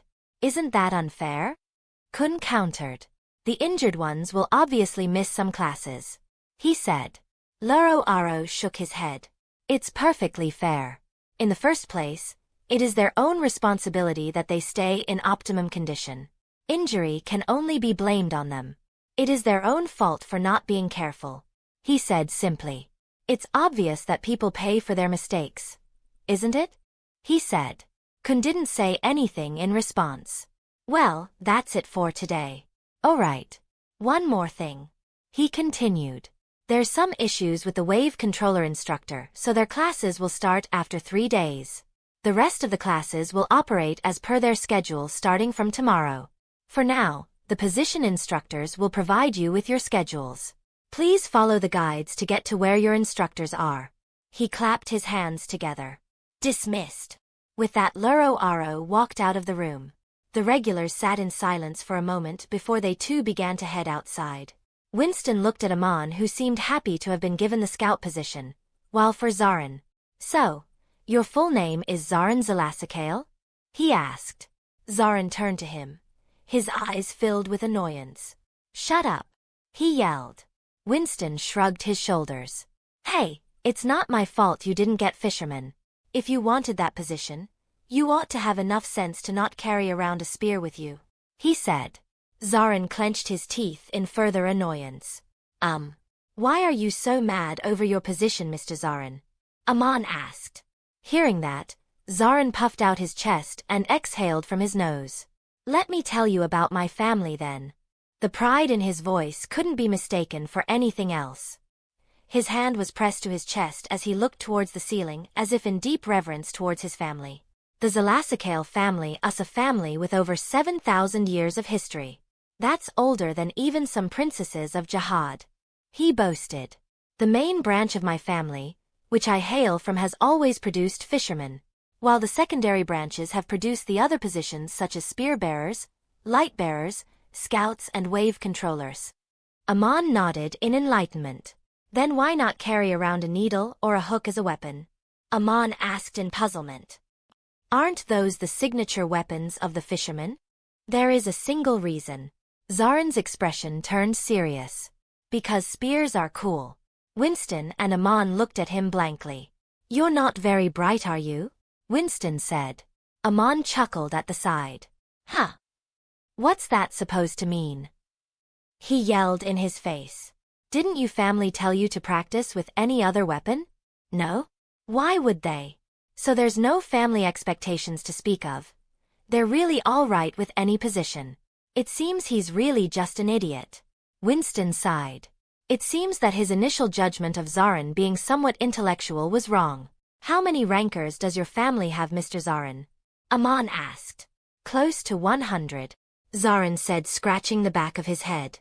Well, now that you've been assigned as a spear bearer, there's nothing you can do to change that, Winston said with a shrug. Let's do our best, Mr. Zarin, Amon exclaimed from the side. Zarin, with a sour expression, nodded. Well, that takes care of that. Winston smiled in satisfaction. The fishermen training grounds weren't too far off from the mothership, only being about 10 kilometers or so into the west. Or at least what would pass as the west if one figured the movements of the floating ball of fire in the sky. It only took 3 minutes for Winston to reach the grounds. The training ground was a giant expanse with huge pillars erected up from the ground, so high up as if they wanted to hold up the sky. Each pillar was a perfectly smooth white in color, the top of which was plain for the regulars to stand on. The total length of a single pillar was anywhere between 300 to 320 meters as per Winston's deduction. Winston looked around as he stood atop one of the pillars. The regulars that had been elected for the fisherman position were 18 in number, out of which only 4 would pass for the final position. It was worth mentioning that 5 of the regulars had previously been injured, meaning that they were currently not present. Winston looked towards the sky, where a lone figure sat atop a conch shell-like object. It was a woman, her face adorned by a giant glass helmet with 2 long pigtails extending from her head. Welcome to the regulars that have made their way to the fisherman class. The ranker spoke. My name is Hex, your fisherman teacher and one of the judges for the final position selection as well. As you might have been notified, each class carries points that will be added to your score. So, even missing single class can be disadvantageous. The ranker's voice echoed in the air. For the first day at work, I will provide you with a schedule as well as the basic principles of Shinsu and contracts, she said. The shell that she floated on began to slowly descend down from the air. For starters, let's begin with the Shinsu, she said, suddenly jumping down from her mount and landing upon one of the pillars without any damage. Shinsu is the world itself. It can be fire, water, light, or any other conceivable form. It is what allows us to breathe and live. In fact, there is no single form of word that perfectly encapsulates the essence of Shinsu, and it is the basis of all energy, she said, her fist getting surrounded by a whirlpool of light. Winston hurriedly activated his spirit vision to look at her actions. The ranker Hex stopped for a split second, too fast for anyone to notice, save for Winston himself. And although her eyes couldn't be seen from below her helmet, Winston felt as if she had just looked at him. Did she sense the spirit vision? He thought to himself. The ranker spoke again without giving him any time to ponder. Shinsu can be used to anything. It can easily destroy an entire floor in the hands of someone capable enough, she continued, the light and waves around her growing more restless. Winston carefully read through the waves, noticing how the ranker wrapped them around her arms and fists. As such, on each floor, one needs to sign a contract with the administrator to utilize it. Any object that controls Shinsu already has an inbuilt contract that has already been signed in the workshop. That is why it can use Shinsu. For the first day, you will all sign a contract with the administrator. Mr. Winston, I believe, has already signed one with the administrator. Winston, at being called out, was a bit surprised. But his body language remained relaxed and nonchalant, a smile on his face. Well, yes. I have, he said. He had read previously about the conditions to use Shinsu, finding that he, as someone that had not yet established a contract, should not be allowed to use it. However, somehow he was. He gave that credit to his uniqueness in bringing Irregular, someone that defied the common sense and the rules of the tower. This led him to conclude the fact that he should simply lie through his teeth should anyone ask him about a contract. As for making the contract himself, having read Lord of Mysteries, Winston wasn't too keen on making contracts with gods. There was also the fact that, why would he seek permission to use something when he can already use it without? Close your eyes, everyone, and set your pockets to visible mode. The regulars did as commanded. Now, say, contract with the administrator. The first day of the class ended with the administrator contract. And later, the schedule was sent to each of their pockets. There was also a brief session of Shinsu theory, amid which Hex explained to them about the various terminologies of Shinsu. It explained terms Lime Bong, Myeon and Su. Bong is the basic unit of Shinsu which is measured. It generally refers to a singular coalition of Shinsu made by a user. Myeon can be thought of as the amount, while Su can be thought of as purity. Winston sunk into his bed as he contemplated the happenings of the day. He held up his fist into the air, thinking over the ranker's actions and the ball of Shinsu he had made. It is very hard to manipulate Shinsu. Generally, that is. With a simple though, Winston concentrated his thoughts and spirituality with the help of cogitation.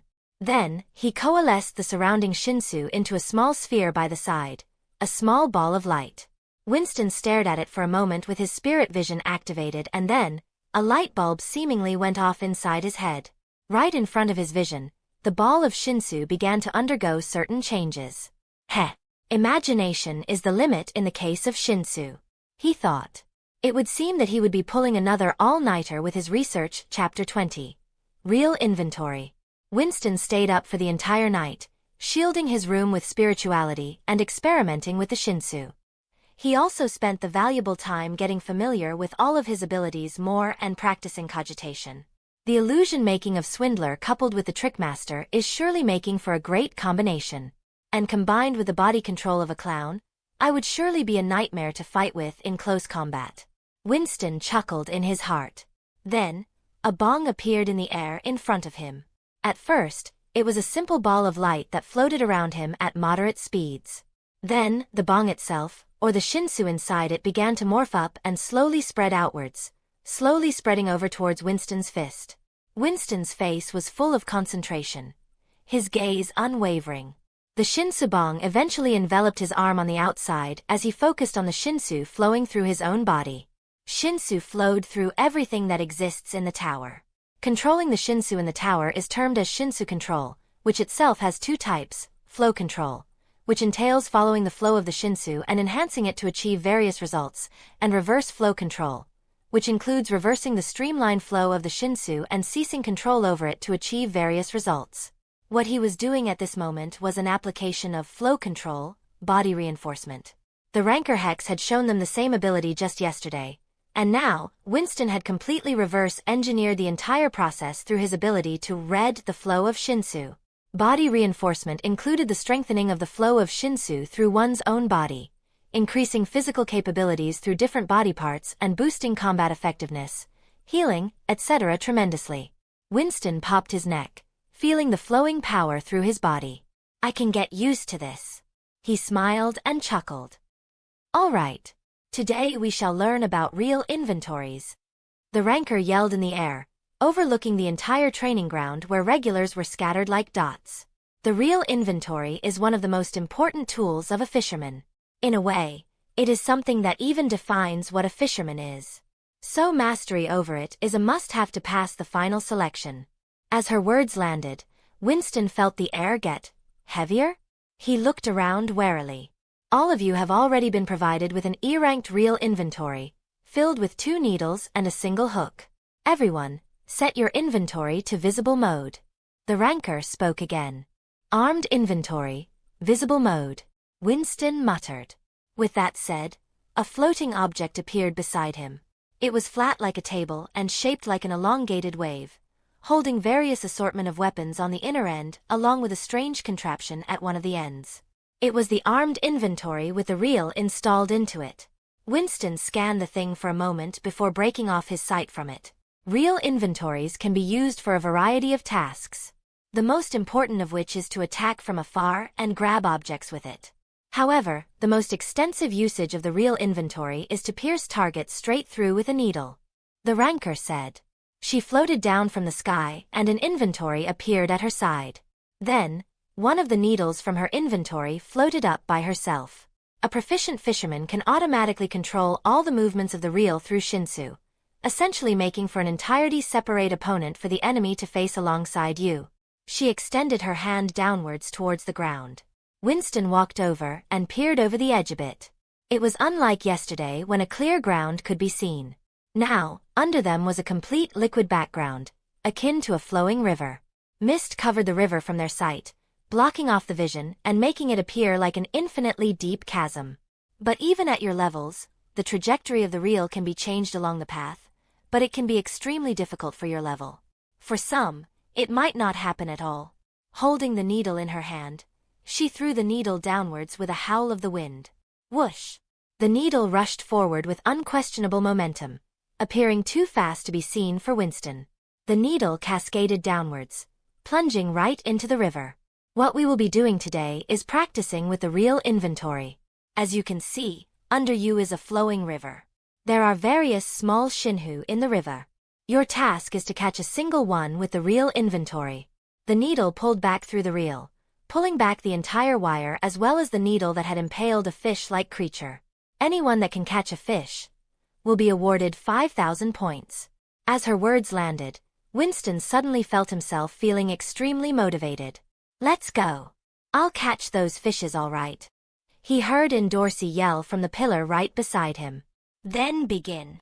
The regulars were somewhat hesitant, but then they gradually began to walk to the precipice and shoot down their needles. Winston observed their moves, finding each of them to be blindly throwing in their needles. Winston looked down again. Indeed, it was quite difficult and improbable that one of the regulars would spot the shinhu from up here with all the mist blocking it. Possibly, the ranker had foreseen this and purposefully given a difficult test. Just then, Winston felt as if someone was observing him. He turned his head to look, finding the ranker turn her head to look elsewhere. So it's meant to gauge my spirit vision? Is that it? Winston felt a bit unwilling, but couldn't shake off the allure of 5,000 points. He shook his head. I'll observe some more for now. He decided. Well, if it isn't Mr. I'm not one of the 10 great families. He heard someone behind him yell. He turned back, only to find the one and only Dorsey Jihad on the same pillar as him. You jumped the pillar? Winston feigned a bit of surprise. Then, he chuckled.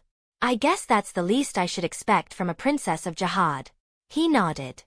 Dorsey smiled at him. Why don't you clear out the mist down there? She asked with her chin raised. Winston raised an eyebrow. You mean? You can use shinsurite? You fired off a bong in the crown game. Use it to clear out the fog, she exclaimed. Winston shook his head and smiled politely. My control isn't good enough to do that yet, he said truthfully. And even if he could, doing so would only take away the advantage of his spirit vision. Dorsey clicked her tongue. I think you're just making excuses. She pouted. Think of it as you will, Winston replied. Then, Dorsey's eyes overtook a competitive glint. Say, why don't we have a little match? She said. Winston's interest was piqued. Match? Yes. How about we see who can catch the most amount of shinhu? She asked with a toothy grin. Winston grinned a bit in response. Then, he turned to the right. I think your relative has something to say about it, he said. To their right, a green-skinned young girl had appeared, in her hands a blood-red needle that connected to the arm's inventory. She held a glare on her face, directed at the other princess of Jihad. Family drama, I see. Winston mused. What say you? Lizard? Dorsey asked her, ignoring her glare on her face. And what would happen if I won? Anak challenged mockingly. You? Win? Dorsey's sarcastic remark came right along. Anak grew a vein on her forehead, gnashing her teeth together. You, freak eyes, she said. Who are you calling freak eyes, you jerk? Dorsey roared. Well, they're easily riled up. A beyonder of the hunter pathway would have a field day with them, Winston lampooned. Then, he clapped his hands, turning their attention to them. Ladies, he spoke. How about instead of fighting with insults, we do some competitive exercise? Winston said, grabbing a needle from his inventory. What say you? We can all bet a set amount of points. The losers have to pay the winner the exact amount. Winston grinned. Anak and Dorsey looked at each other. Deal. Both of them agreed without any hesitation. Winston's smile almost widened in giddiness. How much will you wager? He put his hand on his hip, asking nonchalantly. I will bet 800. Anak said without missing a beat. Damn. She has that much? I should have scammed her harder. Winston complained in his heart, but his facial expressions didn't express the same turmoil. Winston looked towards Dorsey, finding her nodding. I have no problem with that amount. Seeing their seeming disregard for money, Winston felt a bit salty. If he was still on Earth, He too didn't care about any money, because he was rich. But now, he was as poor as he could be. Oh, the tragedy! He sighed in his heart. Then, let us proceed. He smiled. In the sky, the ranker observed their interaction with interest. He's my type.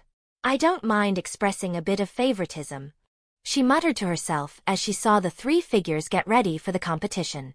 She sighed. Let's see how this turns out. They all took their turns except for Winston to throw their respective weapons into the flooding river. However, because of the mist blocking the view and the constant turbulence of the water below, they couldn't hit anything, their needles floating needlessly in the waters. Winston quietly watched as they fought over needless things and enjoyed their banter to some extent. It served to be good entertainment.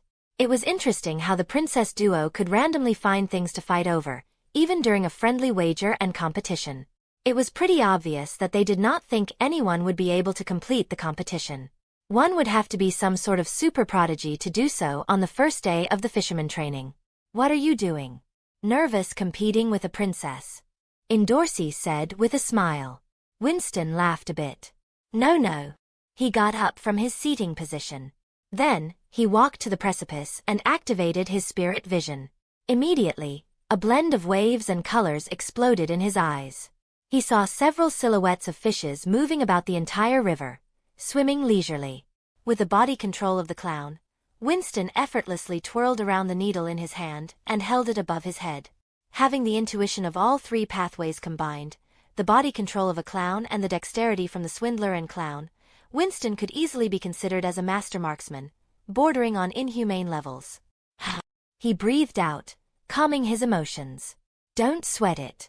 It's all right to not be able to beat the Princess of Jihad, Dorsey said simply, though from her tone, one could detect the slightest hint of annoyance at not being able to hit anything. Winston didn't say anything.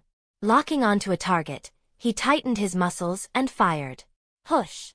The needle launched like a bullet, going straight into the water and right through a shinhu, piercing it without problem. Winston smirked. Well, princess. Looks like your skill isn't up to par. He chortled. Seeing Dorsey and Anak's confused stares, he pulled up the needle, and the shinhu along with it.